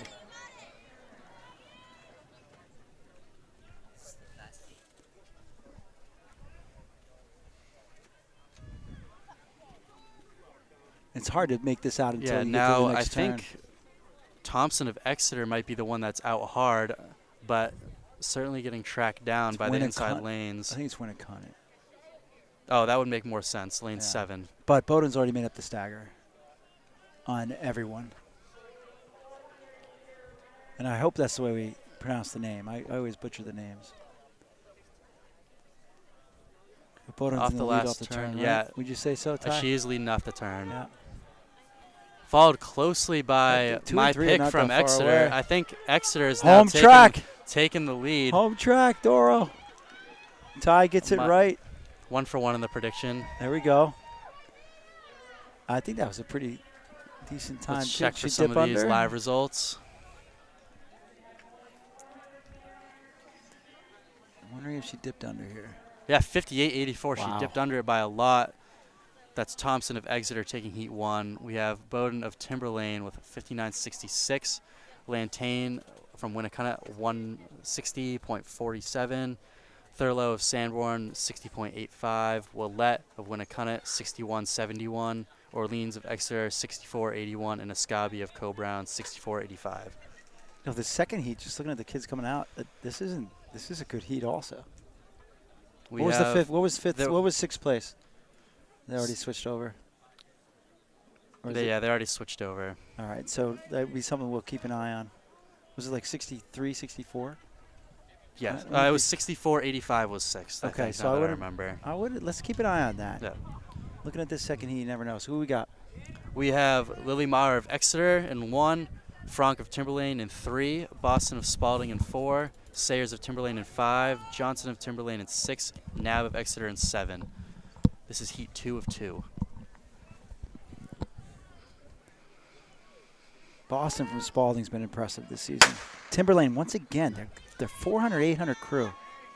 I'm looking for some relays from them at D1s. I don't remember Timberlane being in this meet. Oh, they've been in this meet. Well, they have. Ty, you got to look over your shoulder sometimes. Just kidding. Sorry, Mark. Sorry, Woody. They got a great coaching staff, actually. They Definitely. I they're think coming they've along had. They might. beautifully. That's all I can see is owls, owls, and owls. Yep. I like the owls. I like the jerseys. And But- she's making up the stand. Yeah. Is that? But your pick, Boston, has. I think that's her in the red taking the inside lane. I think Franck. Is that Tim? I can't quite tell. Also, Nab from Exeter. She's a good 800-meter runner. I was interested to see how she would run this. She was in lane 8, though. Watch for Off the Nab. turn, Boston's taking it. Watch for Nab in lane 7, too. There's Boston, yeah. I'm going to have one of the Timberlane, 2 of the Timberlane competitors up there. But Boston's going to take it at about a 65. All right, I guess the heats were accurate. I was wondering if they would be able to sneak in that top 6 there. 64-53, so she did sneak into the top 6. There you go. My predictions, I'm 1 for 2 now. Then does that make me 1 for 2 now? It kind of does. Yeah. 65-71 from Franck of Timberlane, 66-70 from Nab, 66-88 from Sayers, 67-33 from Mayer, and 68-72 from Johnson. Now we got the boys. Let's go. This 400 is going to be good. Who do we got? This boys 400 is brought to you by Compass. Located in Stratham, work hard to provide the best retirement plan design. Wow, my wife and I might need to reach out to them.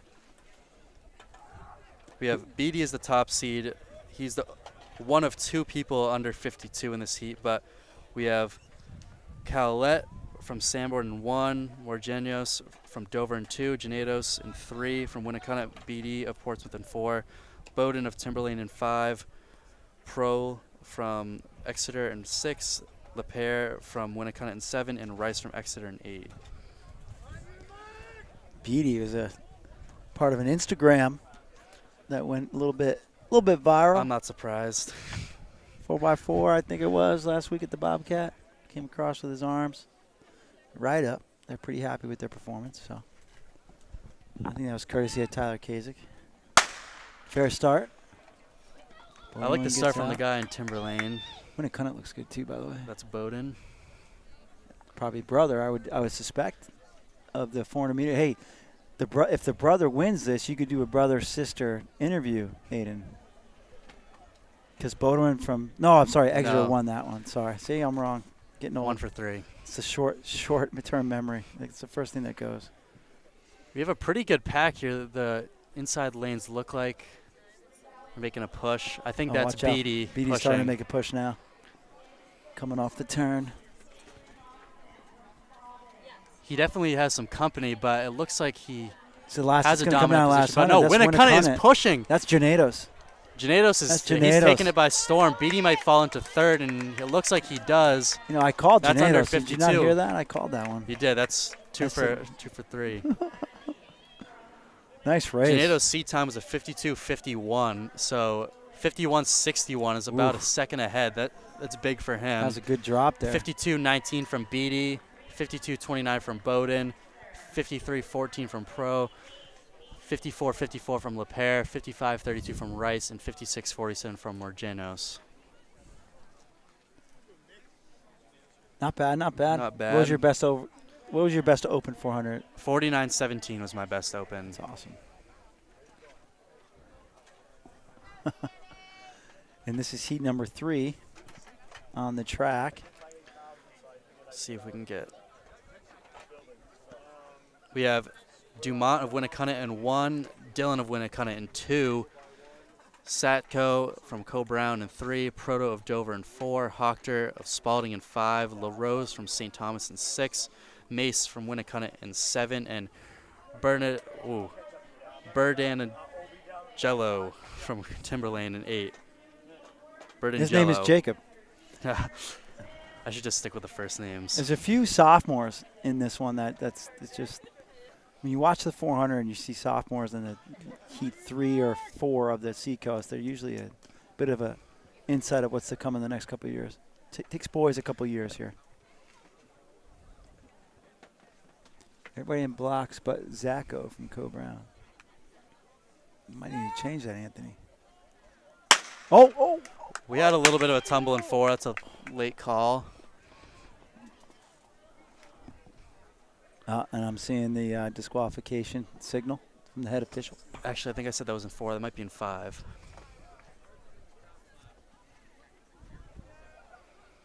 I thought it was 1. Wasn't it 1 right Oh, there? I was 5 that was shaky in the blocks as well. I didn't see him. But we'll see. Always go back to your blocks like nothing happened. And lane 1 is Dumont, and I think he's just been informed. He's been disqualified. 1 and done. What do you think of that? What do you think of that rule, Ty? I like it. You like the 1 and done? I think sometimes, especially in hurdles, some insight from Coach Rishardi, you can kind of if you get if you get 1 that you can take away, then maybe you got a guy with a better start than you, and you try to mess with his head by false starting purposely for hurdles. So Okay. I think with that insight, it's a good rule.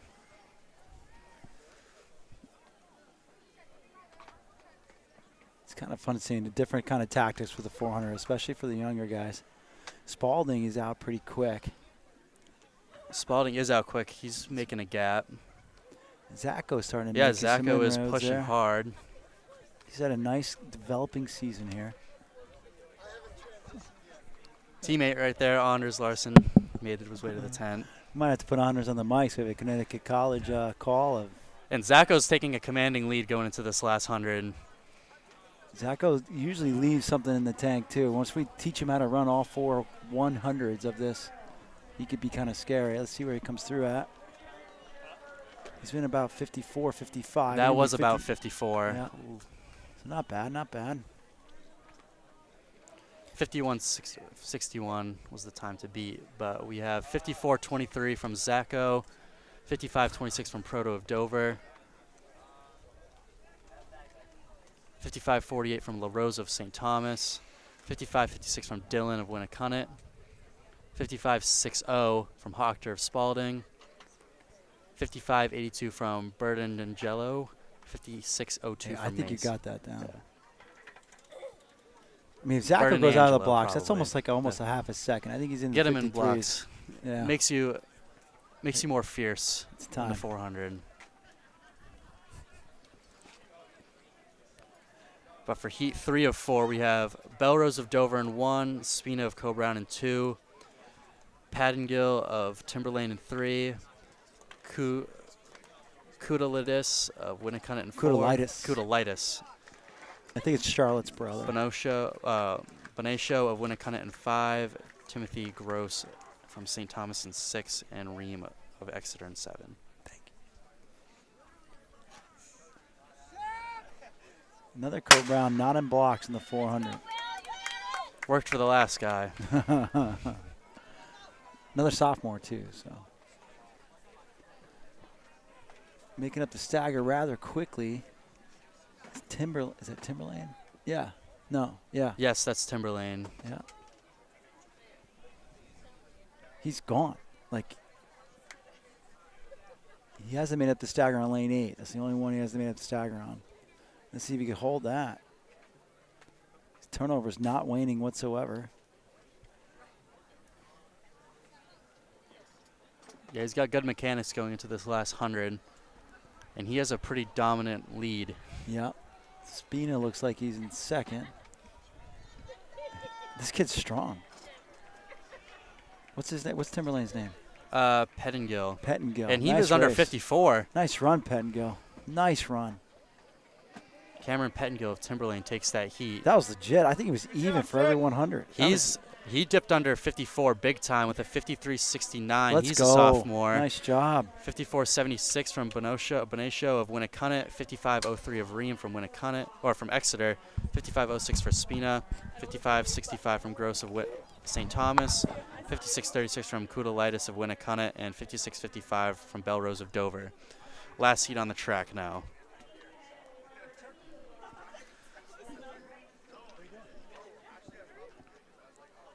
We only have 3 in this heat. In lane 3, we have Thibodeau of Exeter. We have Borgo of Exeter as well in 4, and Russell of Timberlane in 5.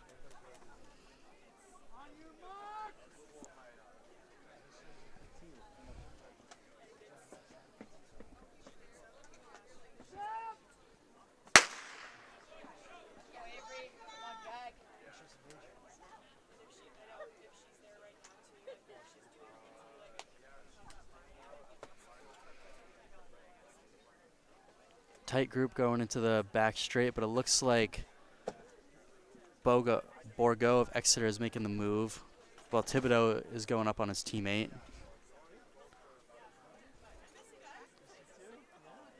More lead exchanges going into the last 200, as Russell of Timberlane is really trying his hardest to stay up.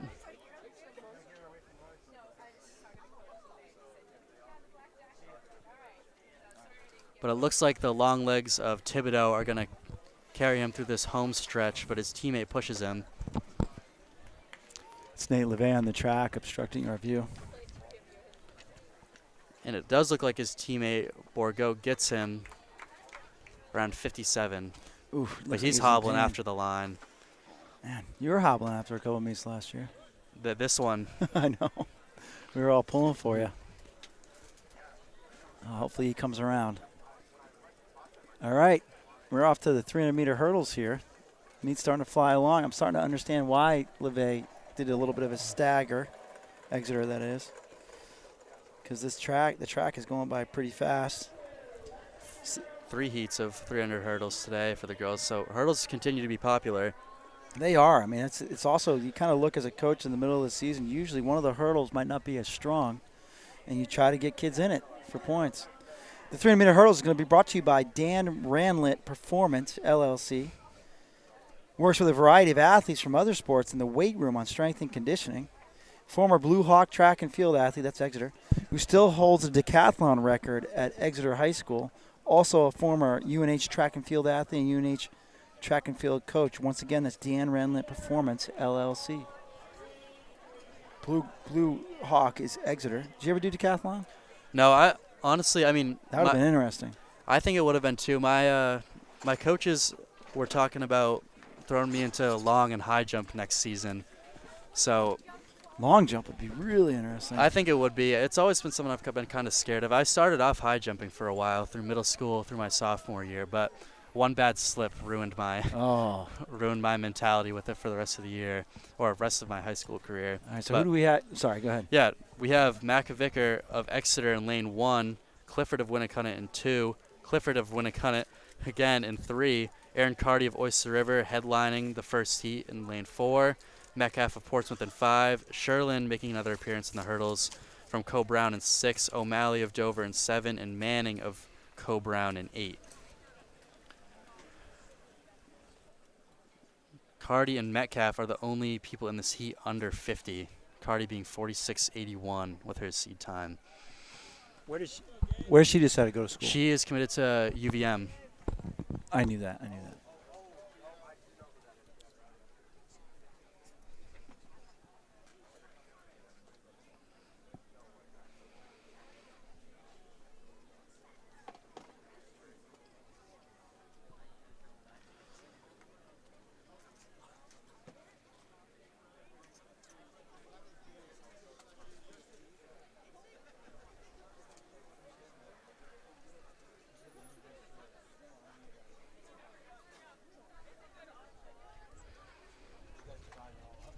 Getting ready for the first command. In their blocks. All right, once again. And they're off. I predict I got Carty. I'm taking Carty on this one. I'm not allowed to bet against my former teammates, so I'm gonna go with Carty as well. Yeah. I hear you. I tried to snake you on that one. And Carty, she's already first taking hurdle. a demanding lead. Would you say this is her best event? just being close to the program? Or yeah, I would say so. She's got legs in the 200 as well. I haven't kept up too much. Her speed seems like Ricciardi's working on her speed a lot more. Yeah, this she season. could be lethal in the 400, maybe a 4x4 in college as well. But put her in the hurdles, and she is almost a hurdle ahead in the 300 hurdles. So watch out for the clock. This could be 45s. And it looks like it is 45 That's right a PR there. right there. And not for nothing, everybody else is running pretty fast too. Almost a slip up. Cardi at 45.49, 47.32 for Metcalf of Portsmouth, 49.11 for Clifford of Winnicunnet. I'm assuming her sister, Moxie Clifford, comes in right behind her at 50.66. Macavicker, 50.98 of Exeter, got fifth. 51.23 for O'Malley of Dover. And it just cut me off. Oh, compiled results. There we go. Manning of Coe-Brown, 51.7. And Sherland of Coe-Brown finishes the heat with 51.87.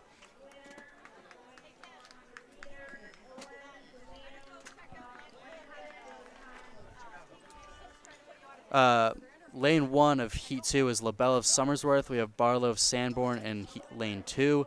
Kells of Exeter occupies Lane 3. Hayden Adams of Winnicunnet in 4. Champney of Winnicunnet is in 5. Dries of Oyster River is in 6. Nora Rogers of Oyster River is in 7. And Amelie Trump of Oyster River is in 8. Young group on the track.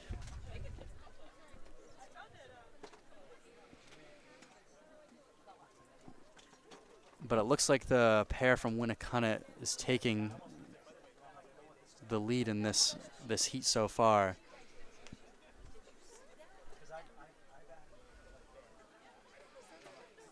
Over the hurdle at nearly the same time. This will be tight between the Winnicunnet girls of Adams and Champney. But Molly Kells of Exeter is making slight push.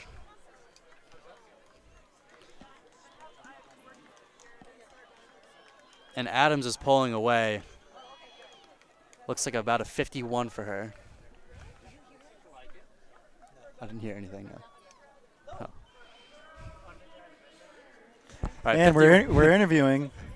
All right, 51.27 for Adams of Winnicunnet. Interviewing Violet Sullivan. 52.9 for Kells of Exeter. 53.04 for Rogers of Oyster River. 53.97 for Dries of Oyster River. 54.51 for LaBelle of Somersworth. 54.59 for Barlow of Sanborn. 55.77 for Trump of Oyster River. Trump. And going back up to the top, 52.61 Champney of Winnicunnet. I thought that Winnicunnet shared 1 and 2 there.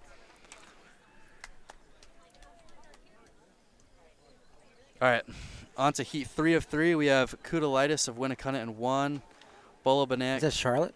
Caitlin. Man, they got of 3 Dover kids on the in team. 2. Bartell of Exeter in 3. Bowser of Portsmouth in 4. Perrin of Coe-Brown in 5. Karam of Exeter in 6. Rankin of Sanborn in 7. And Paddocky of Portsmouth in 8. As you're watching, if you see them on the turn, whoever gets to the hurdle first has the lead. And it looks like Dover's taking a big lead. That's Bolobanek.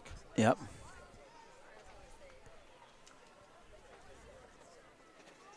Doesn't look like anyone will catch her here as she approaches one of the last hurdles. Almost a hurdle ahead. I like that saying. That was good, Ty. I'm going to steal that. Not quite Aaron Cardi-esque, but pretty close.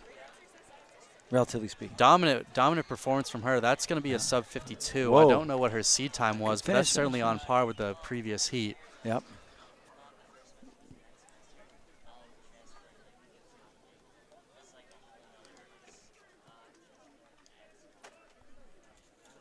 We have 51.77 for Jordan Balvanik of Dover, 54.01 for Perrin of Coe-Brown. So Jordan ended up taking the heat by almost 3 seconds. 54.74 for Bartell of Exeter, 56.02 for Rankin of Sanborn, 56.52 for Karam of Exeter, 57.13 from Paddocky of Portsmouth, and 58.9 for Kudalitis of Winnicunnet. Bowser as well, 54.42.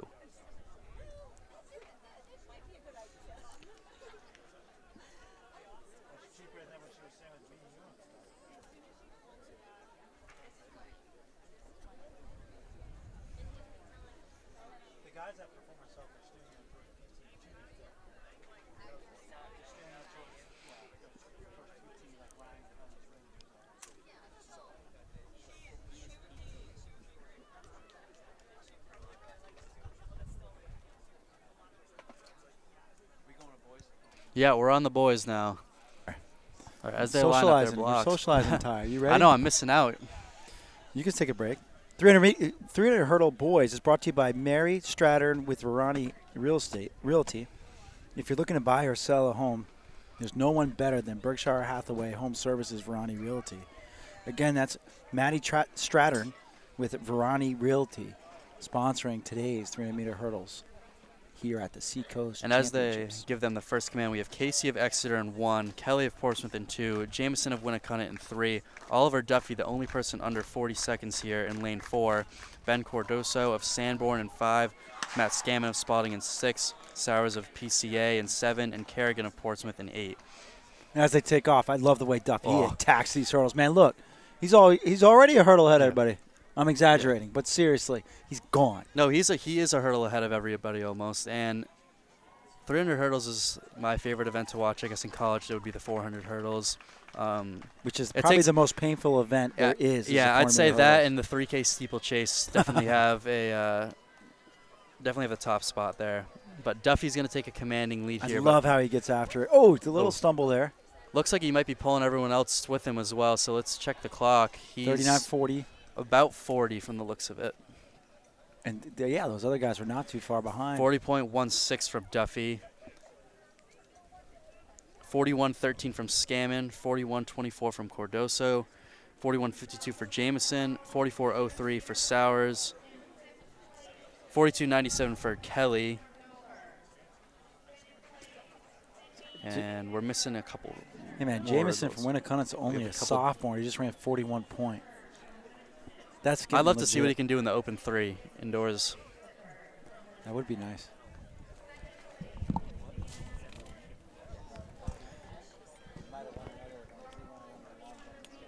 And as they get into blocks, we have another Duffy from Winnicott, perhaps a brother, in lane 1. We have Grzybowski from Co Brown in 2, Micah Bassett of Oyster River in 3, Cameron Lee of Co Brown in 4, Clayton Kramer of Raymond in 5, Liam McLean of Co Brown in 6, Brody Boston of Spalding in 7, and Jacob Gonzalez of Sanborn in 8.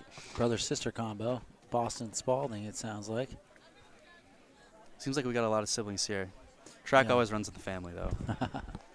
I wouldn't know anything about that.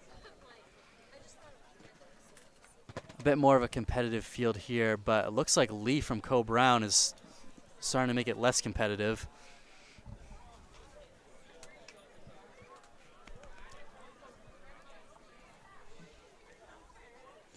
Cameron Lee's kind of a Mr. Do Everything at Co Brown. He's developed into such. 100 300-meter hurdles.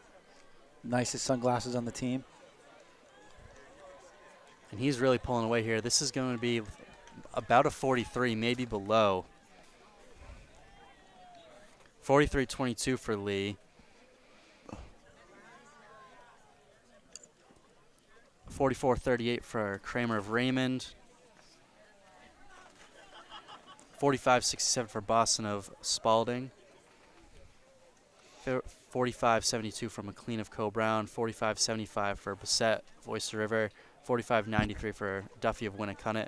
46.72 for Grzybowski of Co Brown, and 46.82 for Gonzalez of Sanborn. So pretty tight field in that heat.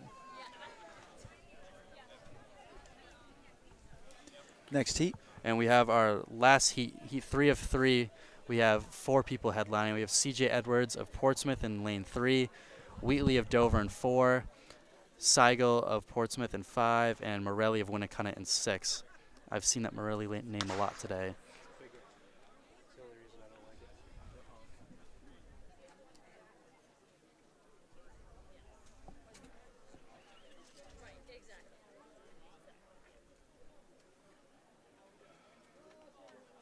And Portsmouth seems to be taking a confident lead.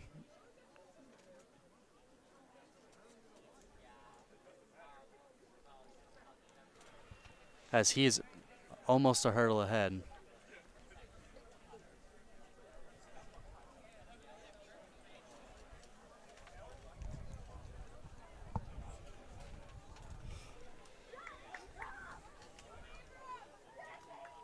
He comes in at about a 46 low.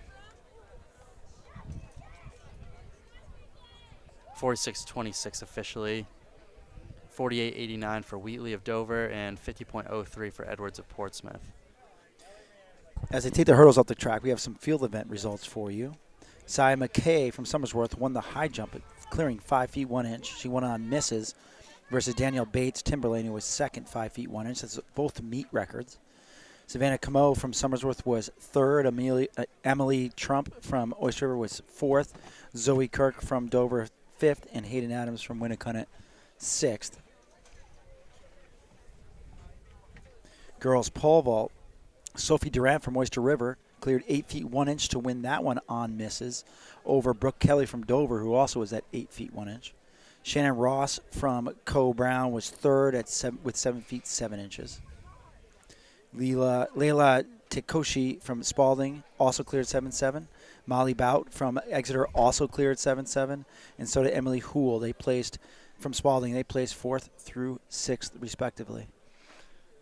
And we have our girls 800 lining up on the track. This should be a really competitive race here. This is brought to you by Jackson Lumber. Visit the Kitchen Showroom, Raymond, New Hampshire, Woburn, Massachusetts, Lawrence, Massachusetts, and Amesbury, Massachusetts. Again, this is brought to you by Jackson Lumber. Who we got? We have Anique Poulin, as you predicted in one here. Kudalitis of Winnicott, Karen of Exeter, Mariotti of Winnicott, Nab of Exeter, Paterna of Exeter, Stalker of Sanborn, Baker of Portsmouth, and Bonifato of Oyster River. So we've seen a lot of these names already. A lot of them doubling back. Sometimes you kind of sometimes you practice your menu of events at Seacoast, or at least maybe 50 to 75% of them, just to kind of get down. Now this is moving faster than division championships do, of course, but it's good to practice. Looks like the throws are over. We'll get you some throw results after this one, and some long jump. Duffy did win the long jump, by the way. 21.6 over Chris Santana Spalding, 20 feet 11 inches. So you jump 20 feet 11 in New Hampshire, you expect to win, but Duffy and Chris Santana for Spalding has had a phenomenal season. Don Buno from Portsmouth, 20 feet 2 inches, was third. Fourth was Seth Worrell from Somersworth, 20 feet. Thomas Fogg from Oyster River was fifth, 19 feet 7 3/4 inches, and Bryce Sarton from Co Brown, 19 feet 4 1/4 inches. As we check back in on the 800. We have what looks like Kudalitis taking the lead here while Poulin sits back right behind her. Both doubling back from the 1600, and there's Nab who's doubling back from the 400. That's a legit double, tough double. 4 and 8 might be one of the toughest doubles. Yeah. Kudalitis is throwing about 70 right there. 221-ish pace. Poulin's probably feeling that mile a little bit, and then 2 Exeter. Nab and who's the other Exeter? I'm sorry. Loading up again. Yeah, the service here is not phenomenal. But again, Kudalitis. Nab and Karen of Exeter in 3 and 4 right now. As Nab takes over the second slot from Poulin, I would imagine Poulin's going to hold tight and protect that spot. And if they start battling, there goes Poulin. If they start battling, Kudalitis might have a little bit on her hands the last 100. And as I say that, Anique Poulin started to make some inroads on Kudalitis. I would also imagine that Kudalitis has one more gear left. Coming down off the turn, Poulin's still trying to. Poulin's pulling closer. Poulin's pulling closer. And this will be a competitive last 100. Poulin's almost on the right shoulder of Kudalitis. And drawing they're even. neck and neck now, and it looks like Poulin's going to take it. She's got a little bit more than she thought.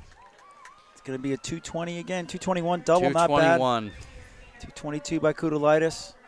Nab come through in 225. 220.89 for Poulin. 222 for Kudalitis. 225 for Nab of Exeter. Nice race. Teammate of Exeter, Karen, 225 as well. Mariotti, 227. Another Bonifato, 228. Stalker, 230. I believe that's doubling back as well. And Baker of Portsmouth, 232. And Paterna, 232 as well. Girls triple jump was won by Avery Baumgart from Oyster River, 34-11. Only a sophomore. A freshman was second. Danielle Bates from Timberlane again, Ty. 34 feet 3 1/2 inches. Miriam Nada from Portsmouth, 33 feet 11 1/2 inches, was third. Who do we got in this next heat? We have Burris from St. Thomas, McIntyre of Dover, Poulin of Dover, maybe another sibling, Yeah. Campbell of Portsmouth, Guadalupe from PCA, Bergeron from Co-Brown, Burness from Winnicott, Reynolds from Timberlane, Glode of Dover, Nardone of Winnicott, Reynolds of Timberlane, Caravan of Co-Brown, Brewitt from Raymond, and Ryan of St. Thomas. This is Heat 2 of 2.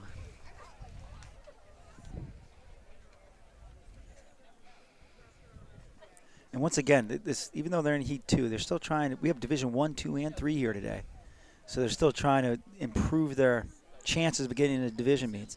Division meets are determined by seeding meetings on Sunday, Monday, Tuesday, I believe it is, where coaches actually gather and do scratches and kind of figure out their game plans. And a lot of times, even if you're ranked 25th in an event, because of scratches, you might make it in the event. So nothing's guaranteed. So that's McIntyre taking the early lead of Dover. Nice veteran. She had a bit of an injury last year in the fall. Still continues to come back from that. We wish her the best.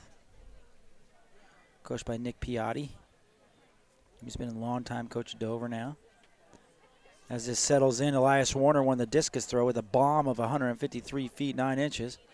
Kyle Merrill from Dover was second, 126.8. Connor Lazarus from Dover was third, 125.2. Thomas Small, Co-Brown, fourth, and 124. Caden Giordani from Oyster River was fifth, 114. And Eric from Portsmouth Christian was sixth at 110. As McIntyre continues to lead. Notice how Ty Durrell gets a little quieter on these distance events, but that's okay. He's going to experience the 800 this year, and we'll come back next year, he'll know what to say. Let's hope not. But a 4x8 sounds intriguing. I mean, 4x8 would be a good. They're throwing about 77. That's Burris from St. Thomas, second in front of Poulin and Bergeron from Co-Brown, another veteran.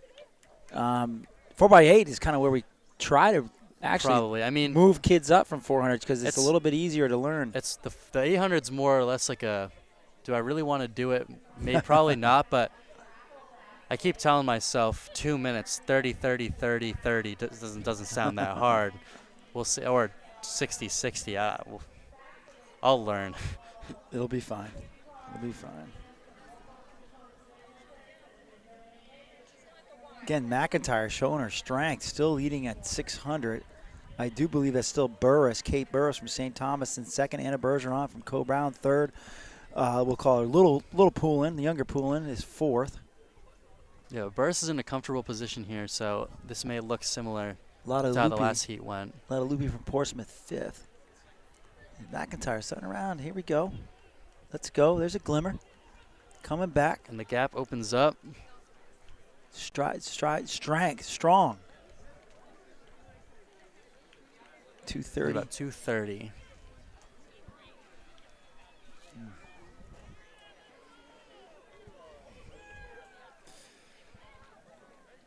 Forgot to take the list off for the race. Some official results up now. We have 231.07 from McIntyre, 232.99 from Burris, 234.34 from Poulin, 235.48 from Guadalupe, 236.18 from Bergeron.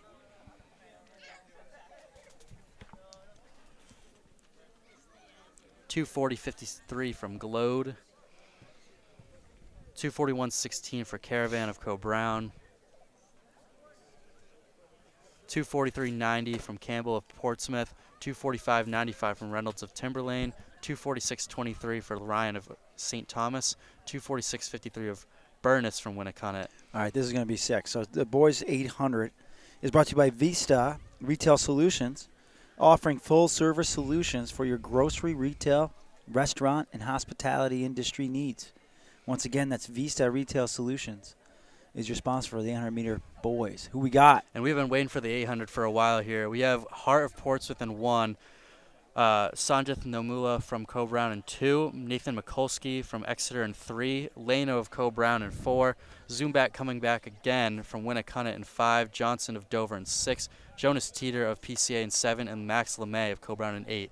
Probably the most stacked field of the day so far. This is solid 1 to 8.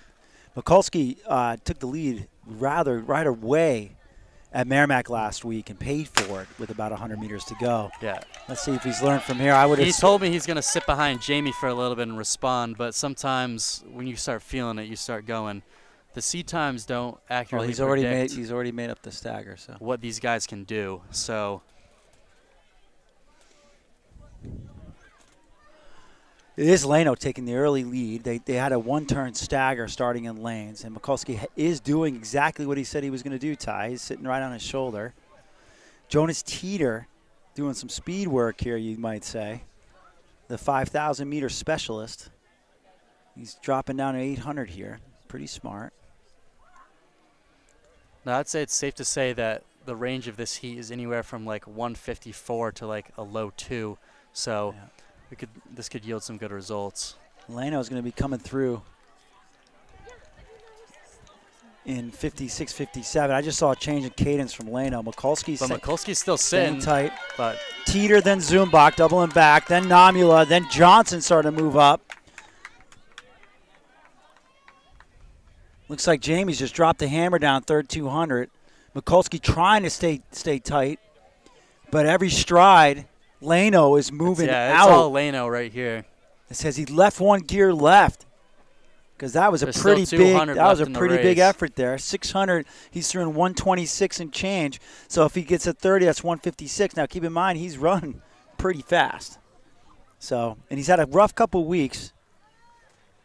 Here. But he's at 140 with 100 to go here. He's starting to tie up a little bit. I'd It's say going to be a nice effort, 155, though. 156 is still in the cards. Let's see how he finishes. He's going to be your 51, Seacoast champ, second 2, year in a row, 3. by the way. He was defending And that's champ gonna be a 154, 55. 55. There you go. There you go. Mikulski running a very smart race that time. Jonas Teeter super 155.09. happy. He must have broken 2 minutes. It's a big barrier from everybody to do. Do we know if that's a meet record? A 155? I 09? believe so. I'd have to double check. It says it on the live results, Well, then it is but a I meet don't record. know to No, it is trust definitely. that or not. Nice job, Jamie Leno, repeat Seacoast champ, 155. Bring it in. 09. Damn. 155.09. Mikulski was second, 157.25. Third was Hart from Portsmouth, 159.37. That's not Hart from Portsmouth. That was Teeter. Johnson, Dover, 2 flat 56. Namula, Co-Brown, 2 flat 90. Zoom back from Winnicott, doubling back in 202.12.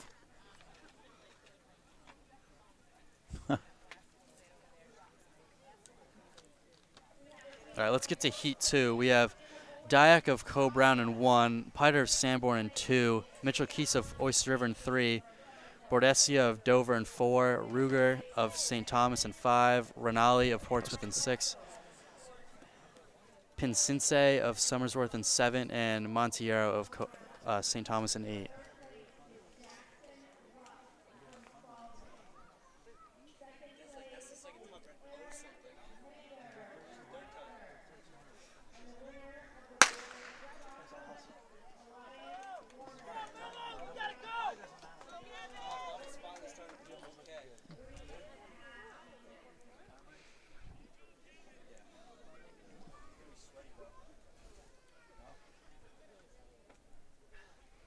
Keese taking the lead through the stagger.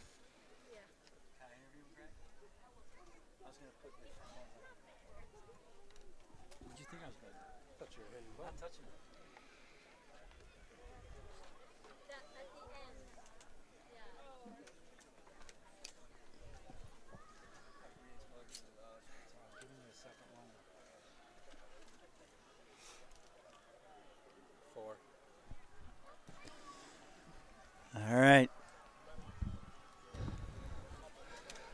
So as we come through the 400, who's this from Oyster We River? have Mitchell Keese taking a pretty commanding lead. He's going to be in about 60.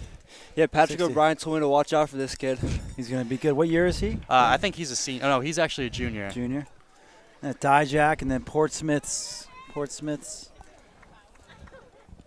Renali. He's a good runner. He's strong. He's coming through. And then Jamie, we have Jamie Leno here. He just won. We think won. I mean, let's see what the Oyster River does here with the last 400. But you must have dropped a 26-27 third 200, wouldn't you think, Ty? I think it had to be. That's going to the 6. Looked like he went through the 6 about 125, 125, 126. We have a bad angle, obviously.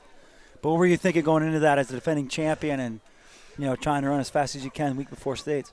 I mean, the build up here hasn't been great. So I was low-key just looking to get a good confidence booster and just see what my body can do, because it started to feel better the last couple of days. So yeah, I was mostly just come out here and throw down a good time and just have fun with it.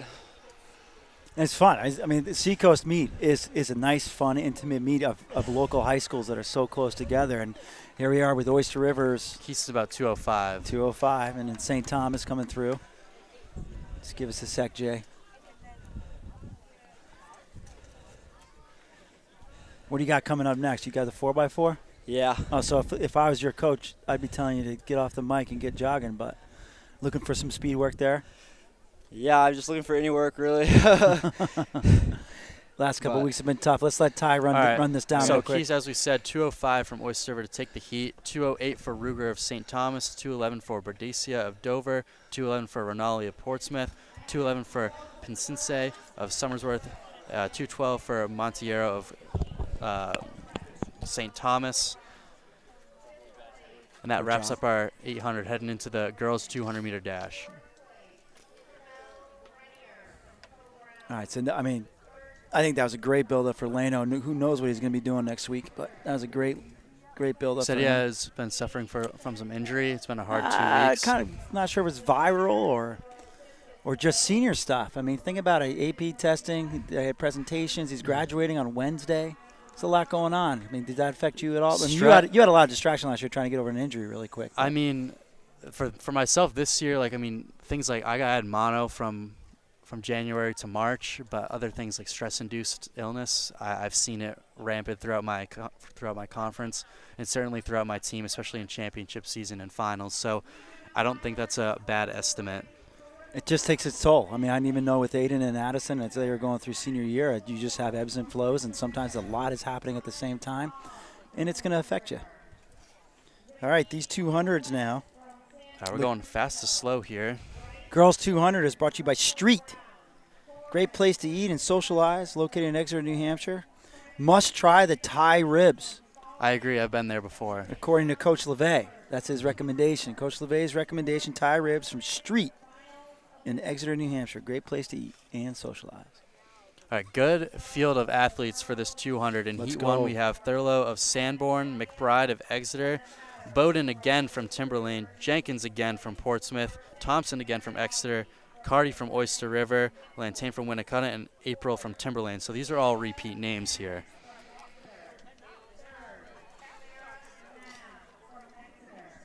As they just start getting in their blocks, a couple flyers before they get called to the line. They're so efficient here. You know, I love when a meet's so efficient they have to wait for the starter to get to the area of the start. Limiting dead track time is the key. Boys' long jump is, triple jump is still going. Trying to look around. Girls' javelin throw, are they getting their blocks? No, girls' javelin throw is won by Rachel Poulin from Exeter in 1:10.08. Only a 7-inch win over Emma Zablitsky from Co-Brown, 1:10.01. Margaret Montplaisir, 1:05.07, was third from Portsmouth. That's what we're leaving on the start. And they're off. Carty's out hard. And I almost want to say, no, I'm not going to say it. But Jenkins is making a big push here in the inside lane. So yeah, I hear you. Whose hand is in the way? We have all right. And that's Jenkins is taking a commanding lead. Carty falls into what looks like third right now, and that looks like it might be Exeter. Raina Thompson. That would be So we have some results up quickly. 25.79 for Jenkins. Raina Thompson from Exeter, she ran a 26.27. Carty 26.64. Bowden 26.96. Lantain 27.24. Thurlow 27.69. And April 28.90. So almost a full field under 28. And Jenkins under 26 decisively.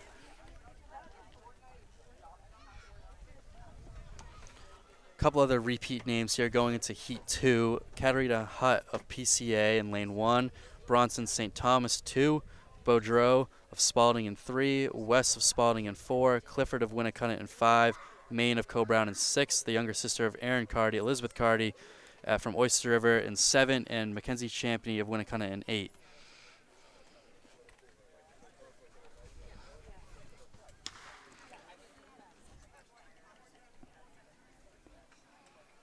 Who's making up that stagger? Spalding. That's Spalding. That's looks like Boudreaux. Oh, I think that's actually Sophie West of Spalding in lane 4. Yeah. St. Thomas. She's holding on to it.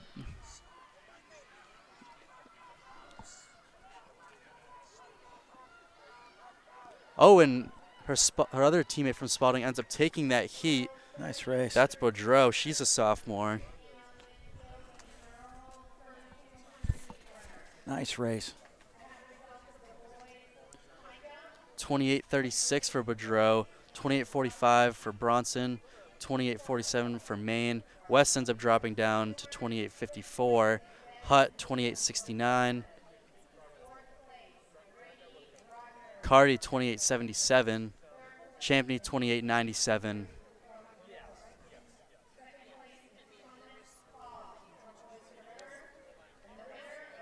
And Clifford did not start from the sounds of it.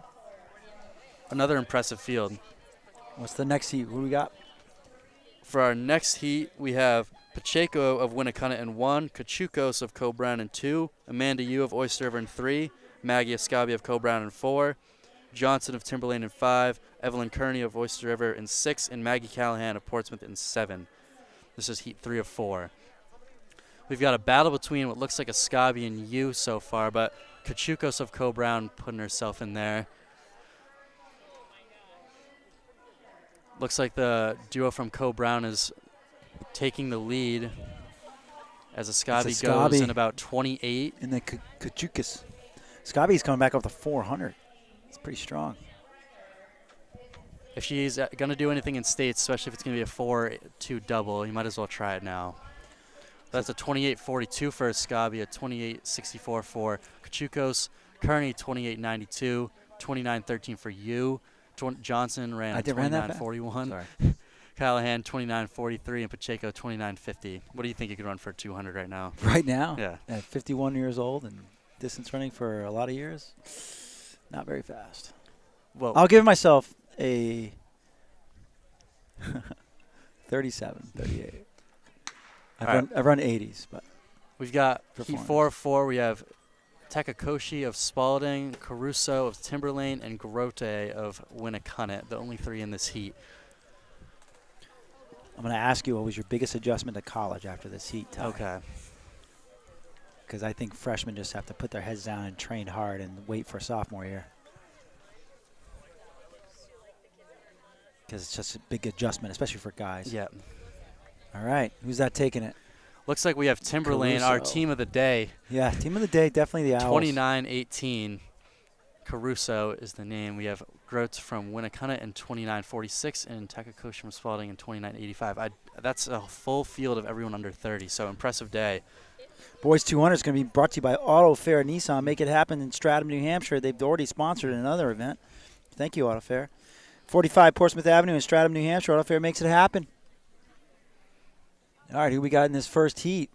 All right, so in heat 1 of 3. I see Duffy's name again. I see Kelm's name. Let's go. This is going to be a good one. And we have Willette as well. Shane McKean is a name to look out for in lane 7, I would say. But to run down the performance list, we have Dennis Glidden of Raymond in 1, Cochran of Winnacunnet in 2, Duffy again in 3, Catino of Portsmouth in 4, Tim Kellum in 5, Bowden in 6, Willette in 7, Shane McKean in 8. You say, don't leave out Catino. He's in lane 4 for a reason. So okay. I think he should be interesting to watch. Let's go. It's another one you kind of wait for. Ooh, and McKean was up on what looked like to me maybe a perfect start. Yep. Kelm got out pretty good, too. He always gets out good. Or well, I should say. But we have almost a straight line here. Let's go. Watch for Duffy late. I don't even know who's tired. I don't know who's doing it. Our Timberlane might be up there, but Kelm, it looks here like comes Kelm Kelm. is pulling. Yep, Kelm got It's going to be down. maybe a 22 high. It's hard to tell when they're going so fast. All right. Let's see how it populates.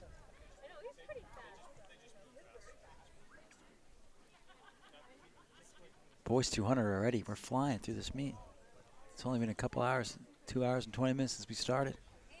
Come on, Chris. Oh, we have some on the SST results. So Okay. likely the winner of this event and the double champion, we have Tim Kelm, 22.79. Catino, like we said, not to leave out, 22.84 from Portsmouth. Sick. Bowden from Timberlane, 22.86. That finishes everyone that's under 23. We have Cochran, 23.05 from Winnacunnet. Talon Willette, 23.24. Oliver Duffy, 23.28. Glidden, 23.35. And Shane McKean, 23.61. So pretty good field, and it's cooling down here, so good results.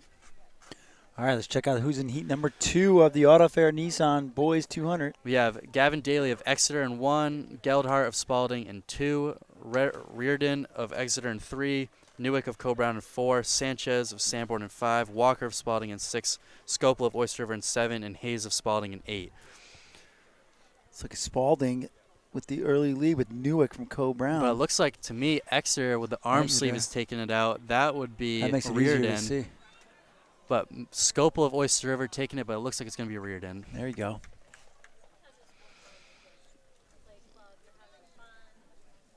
And that race was not too shabby. Yeah, and a either. 23.41 from Reardon, so he finds himself in the top 6. 23.68 for Scopel, 23.92 for Newick, 24.04 for Sanchez, 24.19 for Walker, 24.35 for Geldhart.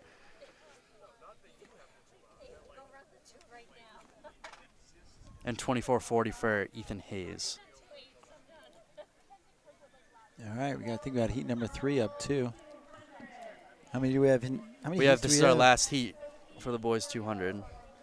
We have occupying lane 1, Boucher of Dover, Huerta from Exeter in 2, Rodriguez from St. Thomas in 3, Gedney of Oyster River in 4, Poe of Portsmouth in 5, Dylan Lassard of St. Thomas in 6, and Gustavo de Silva from Raymond in 7.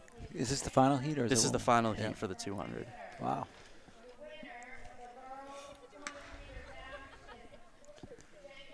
Ooh, Portsmouth They're is off, out. and Poe of Portsmouth is really pushing it here. But Oyster River. what's Oyster River, Gedney seems to be giving him some competition.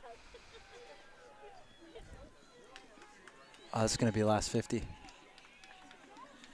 Is who can Poe hold their slowly form. holding on, Got it. and he's got it. I mean, he's pretty happy out of the third heat. He's pretty excited after the third heat. 23.75 for him, 23.89 for Gedney, 24.80 for De Silva, I like the 24.87 excitement. for Boucher.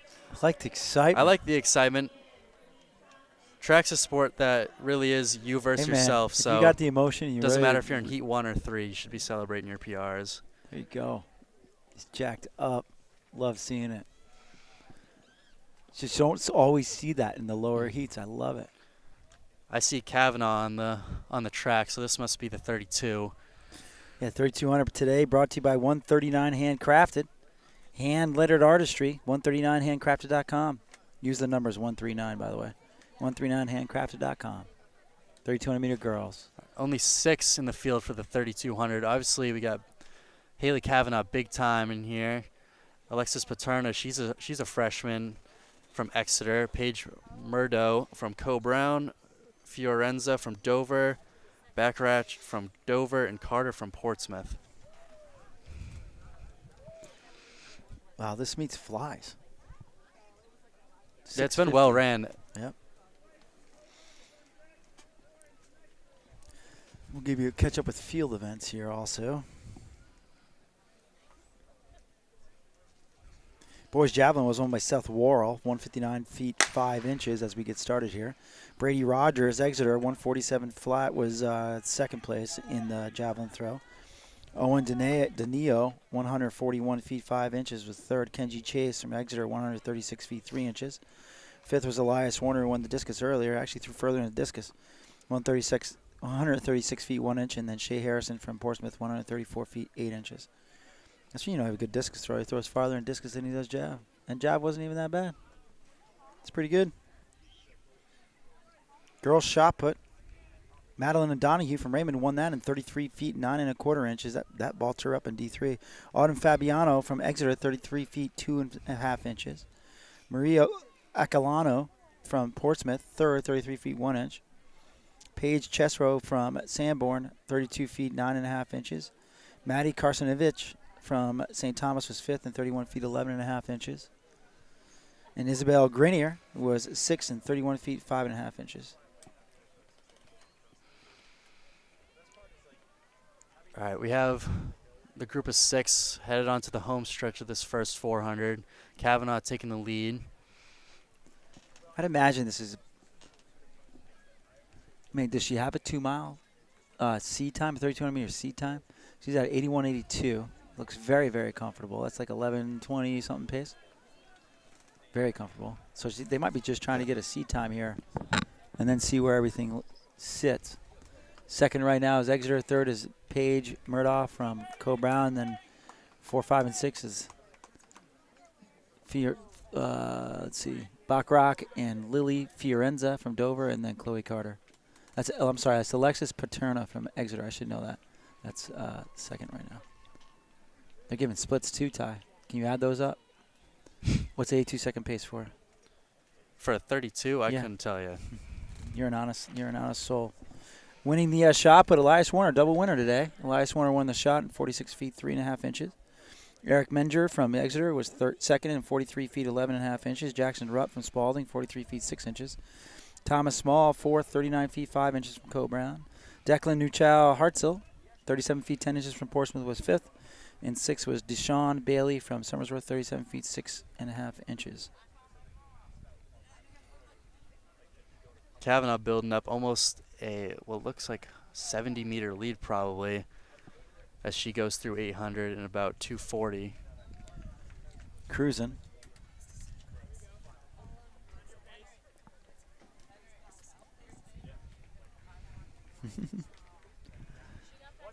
Mary Acalano won the discus, 118 feet. Paige Chesbrough from Sanborn is 108 feet for second place as Exeter goes through. In about 2:30 or about 3. So sub-12 pace. Yeah. Paige Murdaugh is right around 12-minute pace. And then Dover kids are... It's Bachrach and Fiorenza. They're all about 12:40 pace. So, again, trying to make the state championships, you got to be the top 16 after scratches. So, where was I? Jocelyn Ulvin from Exeter was 97 feet 1 inch in the girls' discus for third. Isabel Grenier was fourth, 96 feet 8 inches from Co-Brown. Fifth was Madeline Donahue from Raymond, 92 feet 2 inches. And then Co-Brown's Ainsley Kilbreth was sixth with 91 feet 4 inches. I kind of want to get a mic on O'Brien here. See what he's saying. I mean, he's definitely going to – we might be able to hear him from here while he's coaching Haley through this last – what are we at now? 1,000 meters? Last 2,200 meters. 5 laps to go. 2,000 meters. At 4 pace or 4 minutes through it. She's just clicking them off. Looks good. Looks strong. Actually, speaking of O'Brien, I've been enjoying his top 10 list that he's been making recently. Yeah. I think he's going to Cool do another addition. one. He'll do another one for Monday out of all the meets this weekend.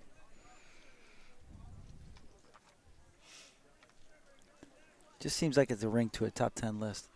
I want to see more people contribute to it, though. Throw a comment on there if you feel like somebody else could be in your top 10 list this weekend. Hey, maybe me and him can compete.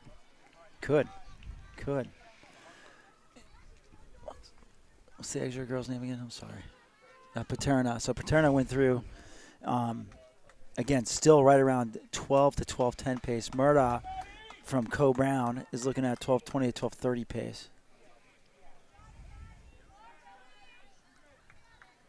And again, they're trying to get as high up in the rankings in their respective divisions as possible. In this race, you have Division 1, represented by Exeter, Portsmouth, and Dover, and Division 2 is Oyster River, Haley Kavanaugh, and Co-Brown. Giving you up here, it should be coming up on the 1,200, right? Wait, why am I messed up here? I think this is going to be 1,600. That's too fast. No, that definitely seems too fast. That looked off. 4 to go. 5:20. No, maybe it's not too fast. What Yeah, am I I was talking gonna about? No, it's say, not too fast okay. because she's clicking off I'm ease. just going What am I off talking you say, about? So No, it's just a bit. It's been making a me look long like a day, fool. Ty. It's my fault. Yeah. I'm the distance coach. I look like a fool. She's flying.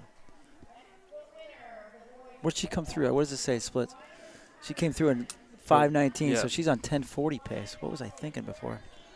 So she's picking up. She's not holding back, and she looks tremendous. Keep in mind, Haley Kavanaugh qualified for the Nike Cross Nationals in the fall. So she's not. Well, before this year, you rarely saw her in a 3,200 or 3K.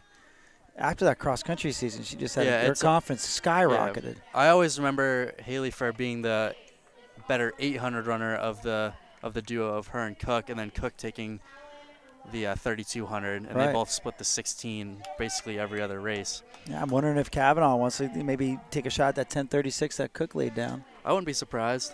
And that's what teammates are for. So the others, Exeter, just to give you an update on Paterna. She was right around 12:10 pace when she came through the mile. As Kavanaugh's already approaching us again, that's about 6:41. Split here on Kavanaugh. Another, let's see. Looked like a 6:41. 81. So she ran an 81. So she was 79 going to the mile, and then she just dropped to an 81. That's kind of inconsequential at this point. Even a second or two on a lap can be, especially the laps 5 and 6 in a 3,200. Those are the most kind of susceptible to slowing, if you will. But now she's picking up lap runners. So if she starts really bearing down a lap runner, she could lap almost the field. I would not think she would lap Paterna from Exeter. But I think that she could catch Dover. We see Paterna coming at us right now, I think. And Paterna's going to be coming through with 3 to go. And so is Murdoch from Co Brown. But when Kavanaugh hits the finish line, it will be 2 to go. And we'll give you a really good idea of where she's at. I do apologize for messing that up. I'm like, oh my gosh. You just don't see that very often. And Kavanaugh's coming up on back rack of Dover. Yep, and then she's going to have another green shirt to target in on. This is happening at just the right time. Yeah, just update on Paterna. She was through in 7:36 with, now she has 3 94. to go. Murdoch also has 3 to go with 7:48. So right now, that's 8:07. So she was 8:06. So, gosh, if she does slowed down a little bit, she ended up running about a 85 there. If she does 280s for 240, that'll give her 10:46. So let's see if people can cheer her on, or she could open up a little bit here. Very hard to do, though. I mean, it's very hard to do at this point. Especially when you own the track right now, like she is. Very much a time trial type of experience. She still looks strong.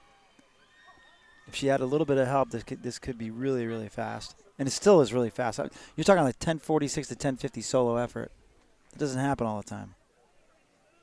We should appreciate it for what it is. It's awesome effort already.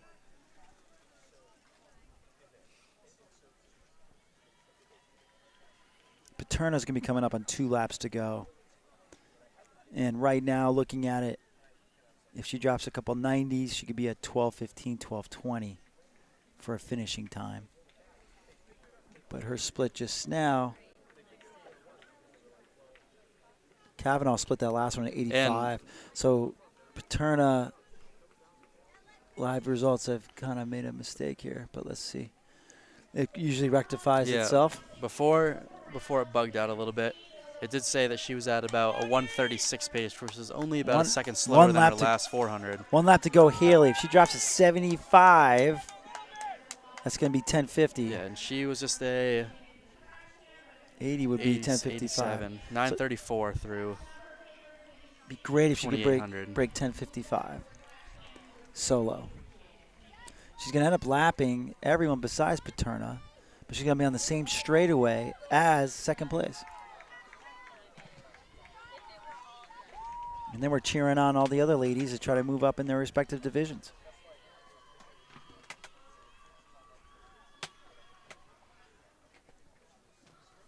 I hear the cheers now. 200 to go. She's at about 10:20, 10:18, 10:19. So if she could put together a kick here.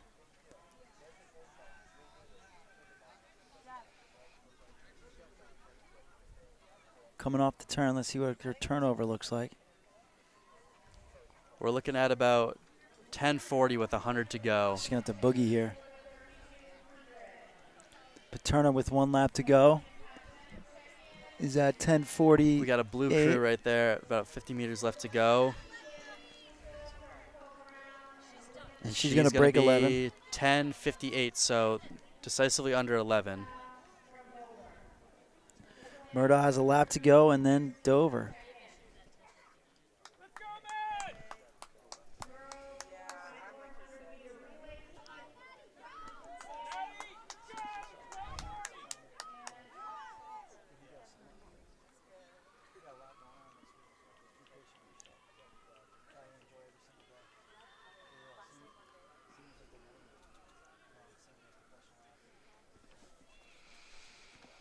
All right, we're following Paterna on her last 200 meters. Her last 400 was 1:33, so she's picking up the pace a little bit.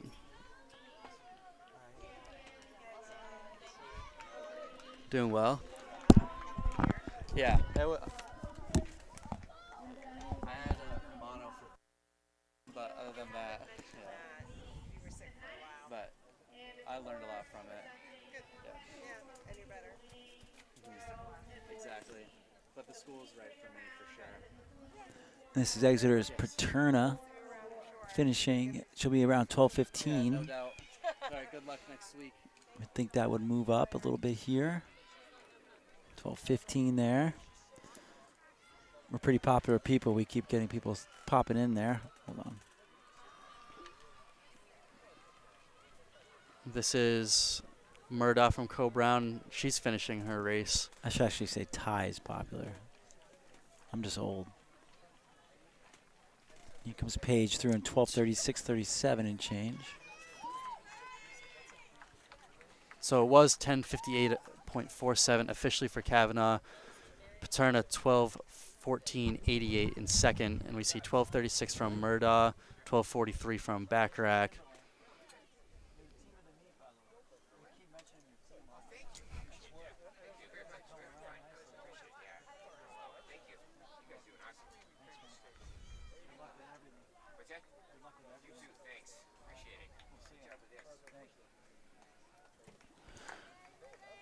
That was a Timberlane coach. We just thought I'd let him know. He's the team of the meet so far.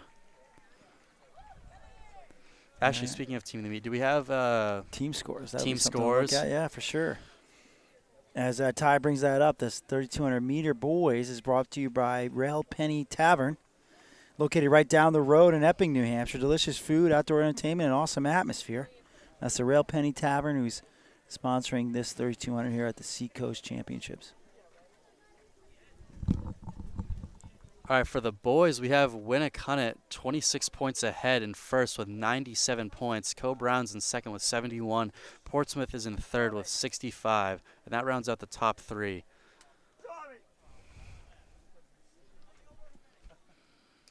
For the girls, Portsmouth, it's a little bit of a tighter race. Portsmouth is leading with 86.4 total points, but Oyster River is not shortly behind with 74. Exeter is even closer with 70.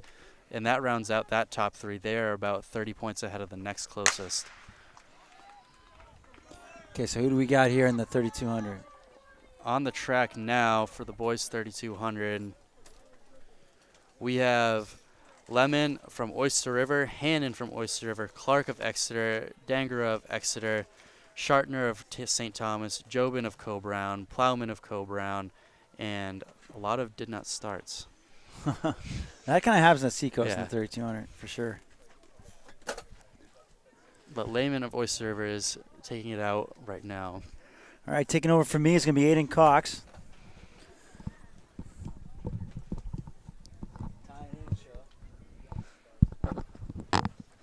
What's up?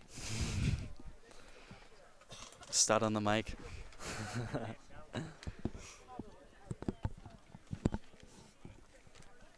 Looks like Oyster River out to the early lead.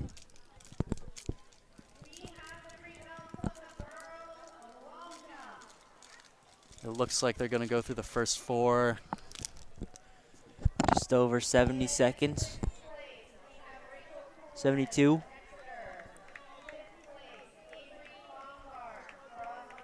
It's like 4:44 mile pace. Or 4:48.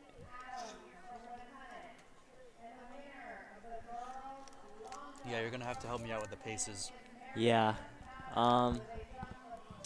Yeah. So right now, I think they'll probably be over 10 minutes for the 2 mile, which is, I think that's a pretty big barrier in high school, getting under 10 minutes for the 2 mile. But yeah, we'll see. The first lap was on pace, but yeah, I'm not sure what these runners' PRs are, but it'll be tough. Looks like, who's that from Oyster River? That's Oliver Lehman. He is a freshman headlining this event. Yeah, so I think that'd definitely be tough for a freshman to lead it and keep the pace up, going sub 10. But he's doing about 2:30. Yeah. Nice chase pack going. Yeah, definitely losing some speed on it since his last 400, lost about 4 seconds. Yeah. We'll see if that chase it'll be pack hard to can hold close on. the gap.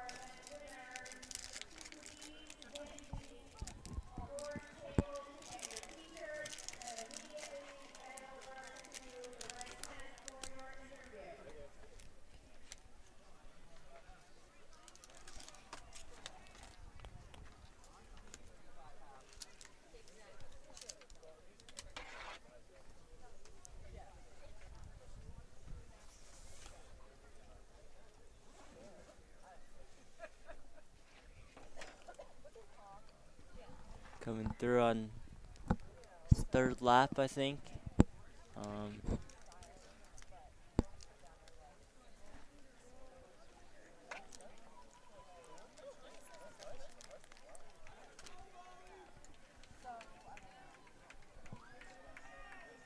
Gap. The splits to refresh. Gap hasn't changed too much, but Lehman finding a more consistent pace. He was doing 3:45. Oyster River 1-2. Do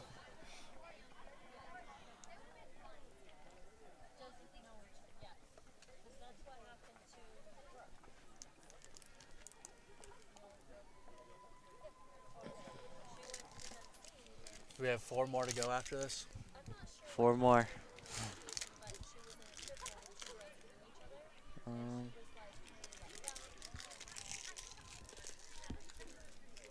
Yeah, it looks like it'll be over 5-minute pace right now. So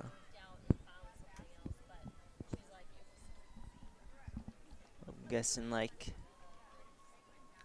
10:30 maybe. But we'll see. We'll see if his teammate can maybe catch him, and then they can work together. Yeah, he's going to be just over 5. 5:03.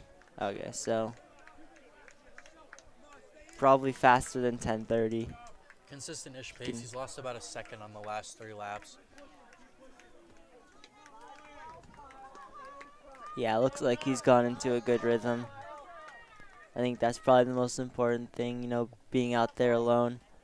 Just finding your rhythm and then just zoning out for as long as you can until like the last lap, and then just pushing. How much does it matter to you to lose like a second or 2 off your pace when you're running a 3200? I think a second or 2 is not that big of a deal. I think, you know, you definitely want to keep it within a second. But yeah, you definitely just want to, I think once you get in that rhythm and once you're in the race and just focused on racing, I think the time will sort of take care of itself. So I think it's definitely more important, like obviously when you're out there alone, you have to make sure you're still on pace and everything. But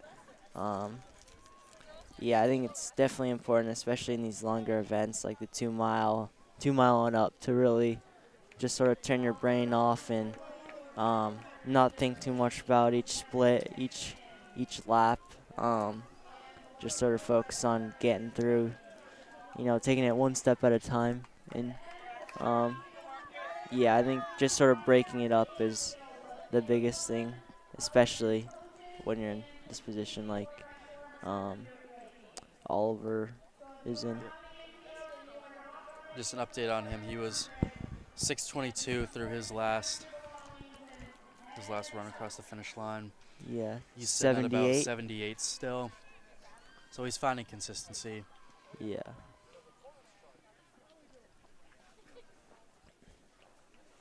Looks like his teammates breaking away from that pack of 3. Are they all from Exeter or St. Thomas? St. There's Thomas. a couple and Exeter, one St. Thomas in that pack.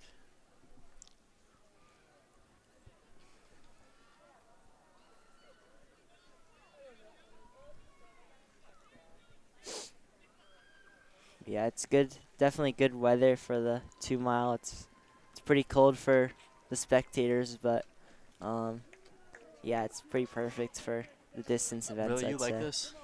Yeah, I think what is it right now? Probably 60 or wait. It's not gonna load, but yeah, probably I'd say like 60s, 70s, or probably the best for like the longer stuff. Yeah. I'd say like the mile, you probably want it to be a little warmer, but I mean, for the events that I run, I think like the colder is just physically proven to be easier to run in than the heat. Yeah, it's 7:40 for Oliver Lehman. He's still sitting Yeah. at about 78s on his last 3 400s. Yeah, I mean, it's crazy how close you can, like how good of a rhythm you can get in and just click off these splits every single lap, like even without a watch, you just fall into that same pattern, which is good.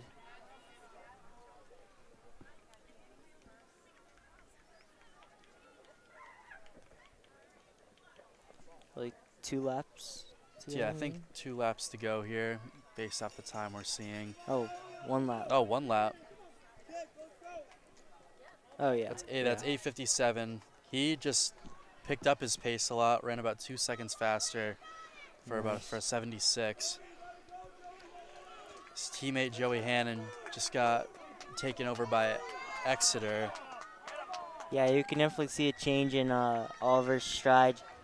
Just a little more drive in the knees. He wants to gun it. He's probably going to be a little over 10. I don't think the barrier is going to get broken today. Yeah, I think He's got 10, about 28 to go 15, in 30. 10, 20, around there. Probably 10, 15 if you can kick a bit.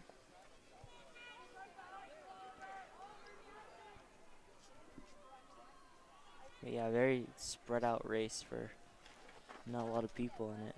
And he's got his last 100 to go. Yeah, you need to run about 8 seconds this last 100 to catch 10. But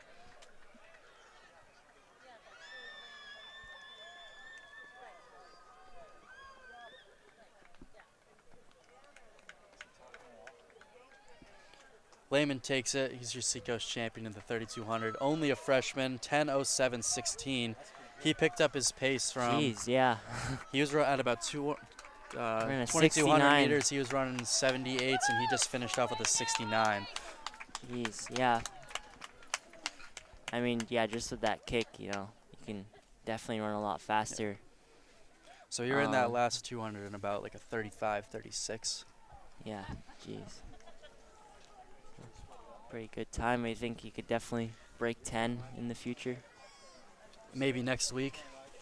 For sure, just with some more people around him. And as others come in, Dangora of Exeter, 10:23.47. Joey Hannon of Oyster River, 10:27.61. Shartner of St. Thomas, 10:28.53. Marcus Clark of Exeter, 10:30.11. And Benjamin Jobin of Co-Brown, 10:49.53. And we have Plowman of Co-Brown just finishing up here. He's going to be at about 11 mid.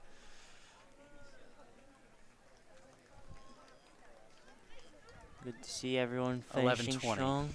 11:20.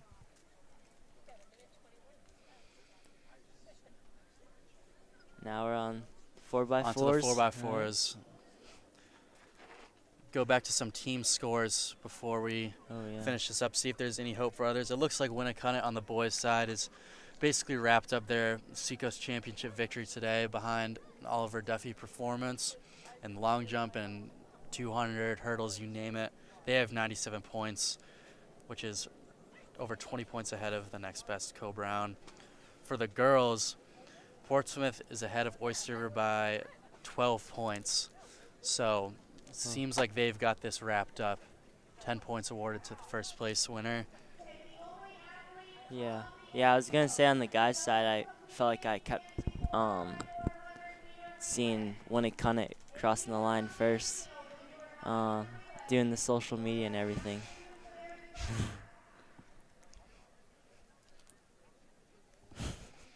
All right.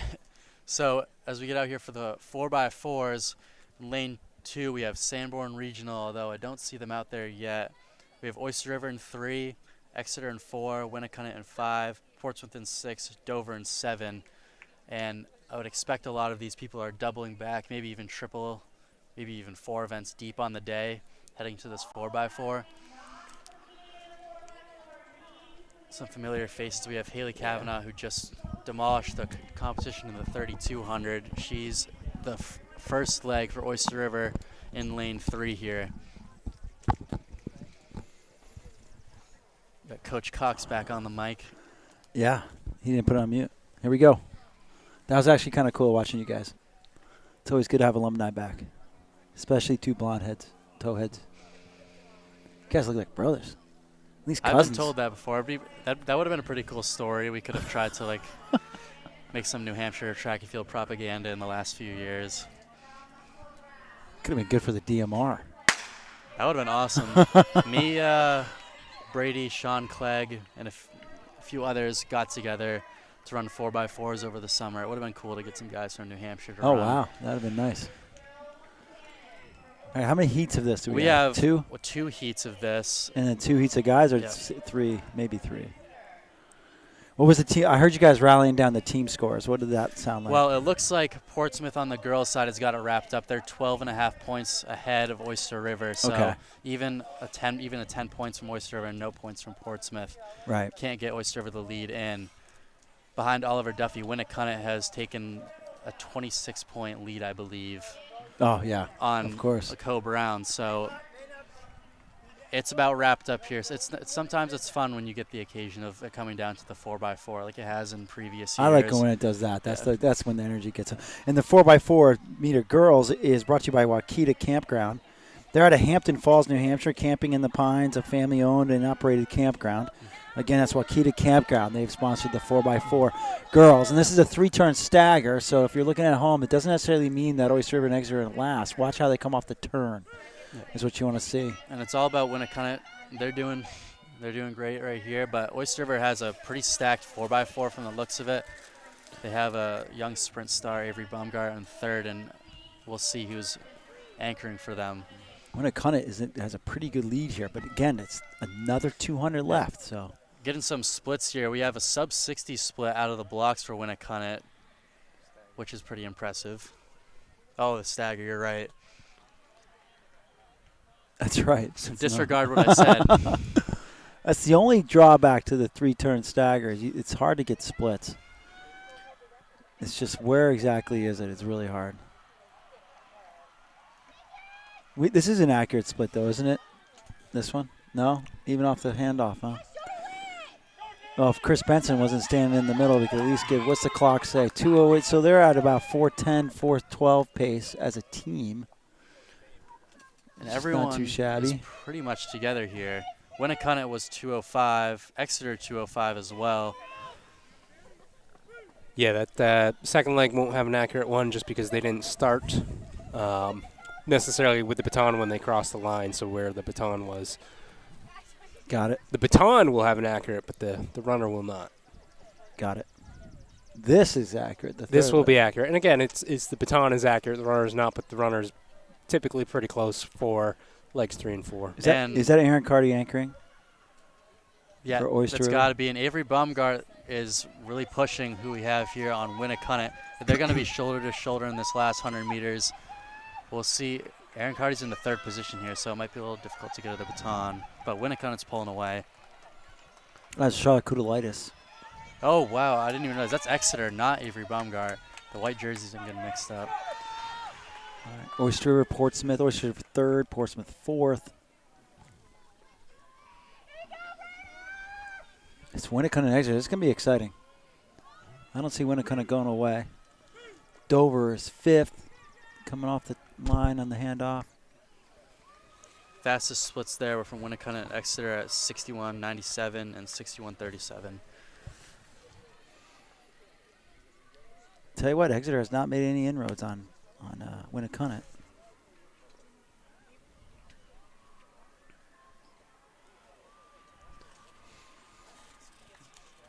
Finally hearing some of the commotion in the crowd. It's But down the other end. Exeter's really, Here comes really Exeter. pushing. How can you not on your home track? Am I right? And it's Exeter And overtaking that's Winnicott. what a way to win that race right there. She's really pulling ahead, and they're going to be sub 410, maybe 405. There you go. Good race. There we go. Let's check that split when that pops up. That was a good That race. was a sub 60 right there, 59.5. There you go. What are the rest of the splits? That'd be kind of fun to see what Winnicott at anchors. 48 or 408. Nah, that'd be awesome. Oyster River world class. 415, What was Portsmouth 418. Winnicott's anchor was 61.7. Carty was 63.6. Portsmouth was 65.6. And Dover was 62.9. that was Poulin's last? That was Poulin's like 3rd or 4th event too. Yeah, I think most of these people are, especially the anchors, maybe even quadrupling back for this. But last heat on the track, we have St. Thomas in 3, Spalding in 4, Coe-Brown in 5. All right, final event for the ladies today. And then we'll have the guys.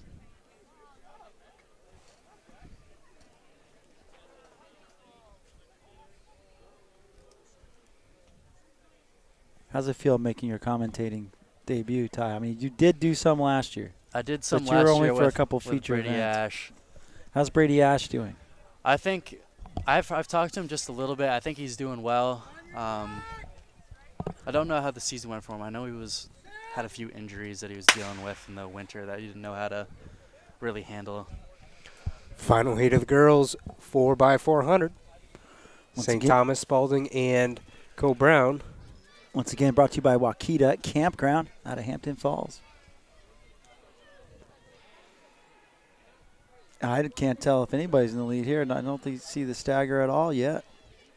3 turns is very misleading.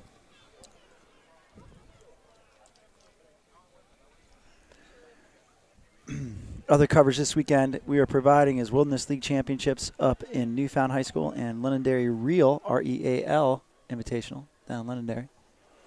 Then we will be at the Division 3 State Championships next Thursday at Winnisquam. And then Oyster River hosts the Division 2 State Championships again. And then Division 1 is at Portsmouth on Saturday. So Thursday is D3, Friday is D2 at Oyster River, and Saturday is D1 at Portsmouth. What time is the D1 meet? 10 o'clock, I believe. Morning meet? Yeah, All morning right. meet, yeah. So 2 afternoon meets. Anna Bergeron with Coe-Brown and St. Thomas. I think St. Thomas might be in the lead at this point, but we'll see coming off. Looks like Bergeron's taking it out pretty good that first 100. And then Meet of Champions are on a Sunday this year, so they'll get an extra day's rest to Sunday. Special Olympics has UNH Thursday through Saturday. Good luck to all the athletes there. And the Meet of Champions will be Sunday at UNH, and then Saturday, the following Saturday, is New England's at UNH. And that would put a wrap on New England track for 2024. We're just getting started, though. This is championship season just kicking off today. Let's go. Decent-sized lead at this point for Coe-Brown. St. Thomas in 2nd, Spalding in 3rd.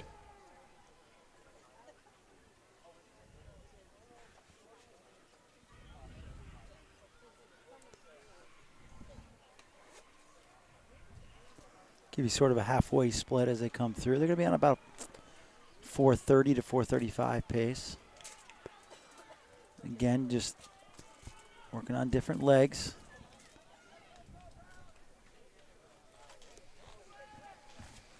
So Cole Brown in first, St. Thomas second, Spalding third, halfway through. Spalding did gain on St. Thomas on that last leg. St. Thomas starting to pull away from Spalding, though, and gaining ever so slightly on Cole Brown. St. Thomas third leg's running a great leg right now.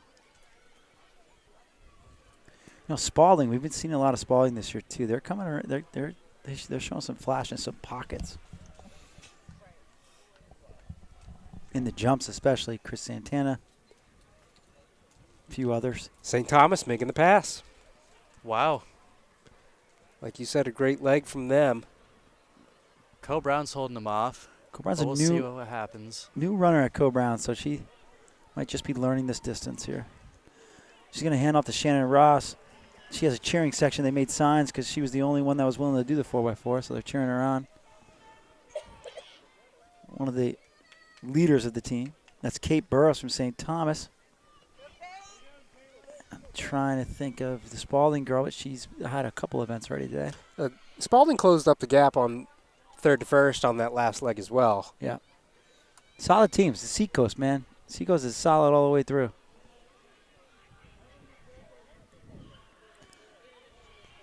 Ross trying to hold off Burris here on the backstretch.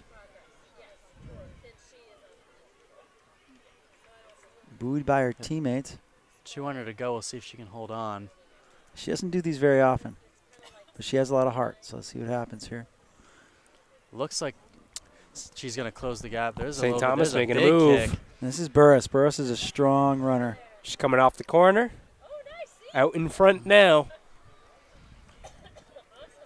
Is there ever a longer straightaway than at the end of a 400 or 400 meter hurdles? I hope not.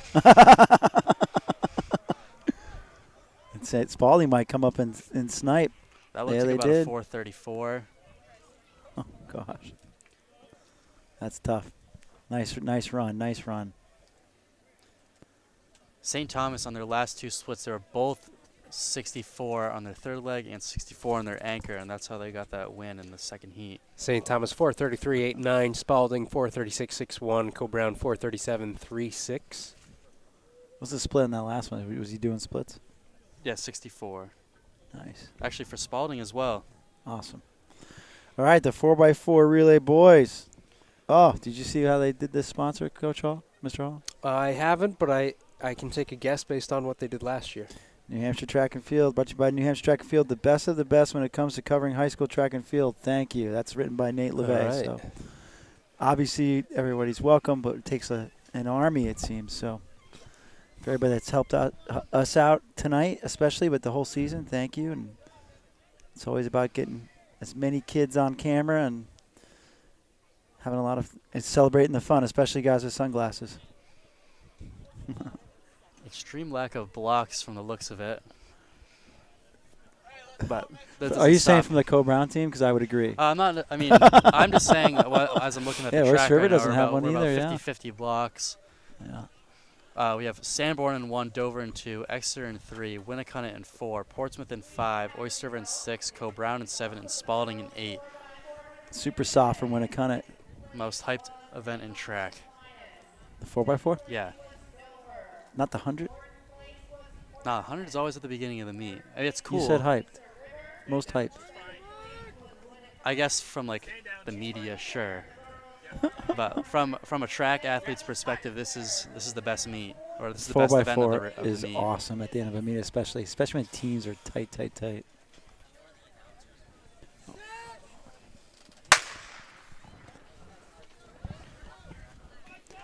And they're out pretty hard. Hey, Cole Brown looking smooth. the 4x4 is also, I don't know, every meet is like a mini bragging right event, Oh, no doubt. you know, but it's all great fun. I mean, the competition and the friendly rivalries develop over a season, And it conjoins a lot of your 800, maybe even milers with your 200, 100, 400 runners. yes. Yeah, I mean, and gosh, you could ask anyone, even a javelin thrower, to run the 400 at the end, the 4x4 at the end.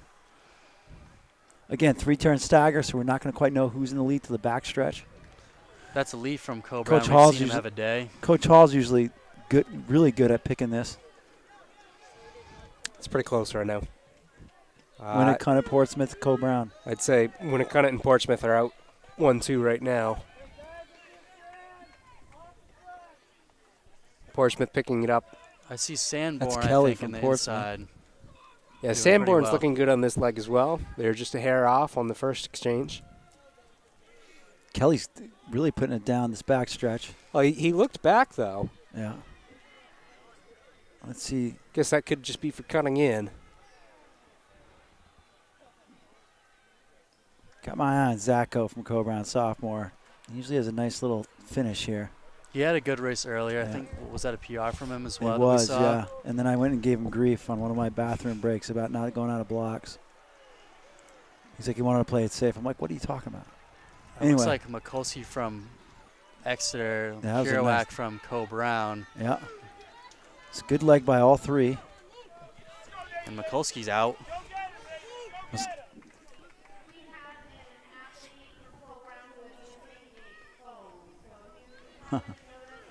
All right, so Mikulski is going to run a heck of a leg here. You got Portsmouth. Looks like he's jogging, but he's Kerouac moving. looks like he's going to get him.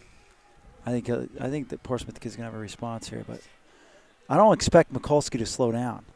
He's a seasoned veteran, and And that looks like a 400, 10 or 800. 15-meter lead. Yeah. But Kerouac's moving. Moved into second. I see Leno on an ankle leg. I see Beatty on the ankle leg. I'm trying to make out. Is See that Willett. Malark from Exeter on the ankle That leg? looks like Willett? Malark, yeah, with the KT tape. And then his who's on the shins. Winnicott ankle leg? I can't make out.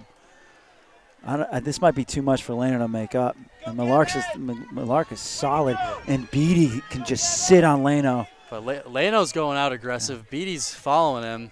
Leno says he's feeling great today. So Malark's got it. Let's see what happens. This could get good. This is when it gets really loud.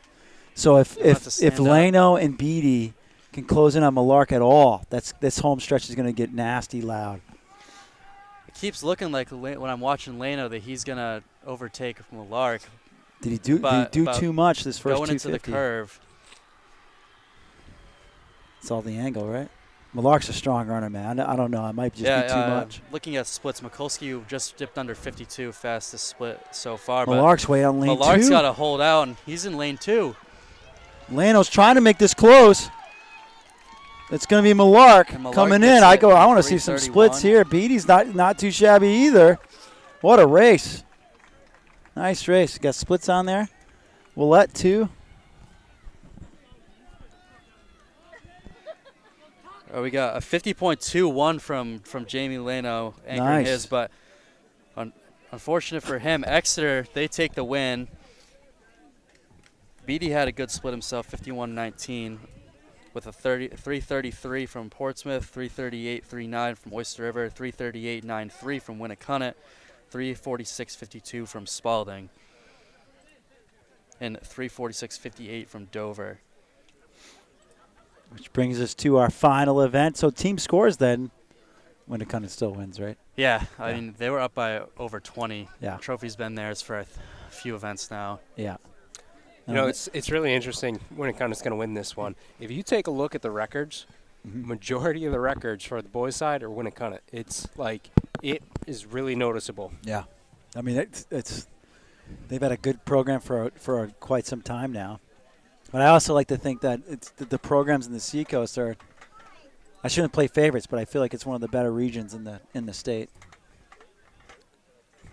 We might catch flack for that one, but I'd say it's the best region in the state. there you go, Ty. We're not real media. We could call our favorites if you want. It's okay. Take a I'm look not at Heat scared, 2. We've got Summersworth, St. Thomas, and Timberlane.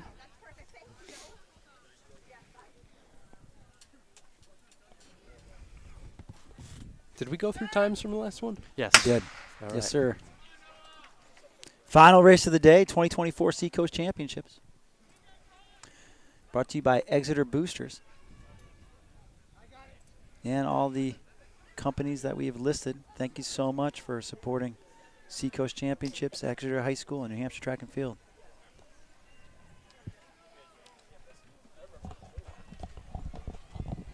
And our team of the day, Timberlane's making a big move on the outside lane. Again, right? There we go. There we go.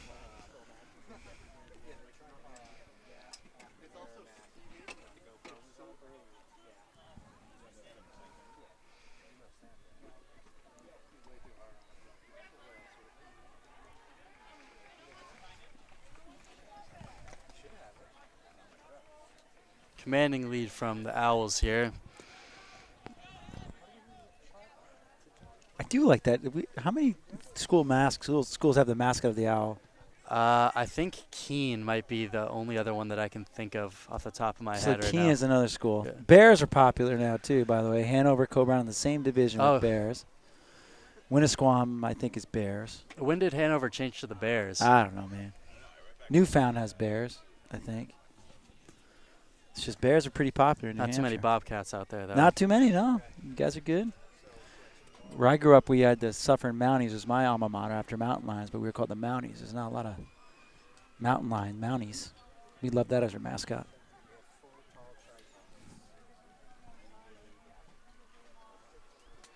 Now, St. Thomas has definitely closed a gap here. But once again, Timberlane in the lead. He's just holding on. Going to get some more accurate splits after this leg here, but they're through in about 153. And this is Summersworth. Also have to say, you know, not coaching fully this year, I do miss this meet because as a coach, because as we're leaving this meet every time, because we're all Division I, Division II, Division III, we wish each other luck. Because there's something about being from the Seacoast. Yeah. So it's just wishing everybody luck and doing well in the division and at the state. It just takes a little bit of pride from here. It's just kind of, I think it's unique. Yeah, and it's something where the trophy. Oh, we lost the.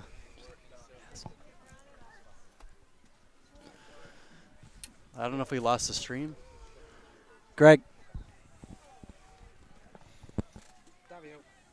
All right, we're good. We're back. We're not back. We are, but we're not. No video input.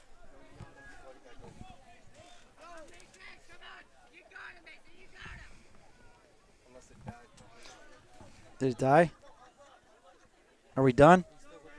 He says it just shut off. He said it just shut off. All right, we're going to keep talking. We don't have a picture, but we have Timberlane still in the lead. And that's St. Thomas making some inroads on this anchor leg. We do apologize for the technical difficulties. We hear some chanting. St. Thomas chanting. He's in a headband. And he's ripping, giving it a shot to the team of the meet. Timberlane. Will he catch him? Tight, but my bias is making me want Timberlane to. This is really like pull this one radio. out. This is like radio announcing. Timberlane, St. Thomas. It's going to be the Owls who hold off St. Thomas to win in 3:47 and change. St. Thomas came through in 3:49. Summersworth will be the final crossing of the finish line for the 2024 Seacoast Championships, brought to you by Exeter Boosters. And they'll be crossing in about 4:02, 4:03.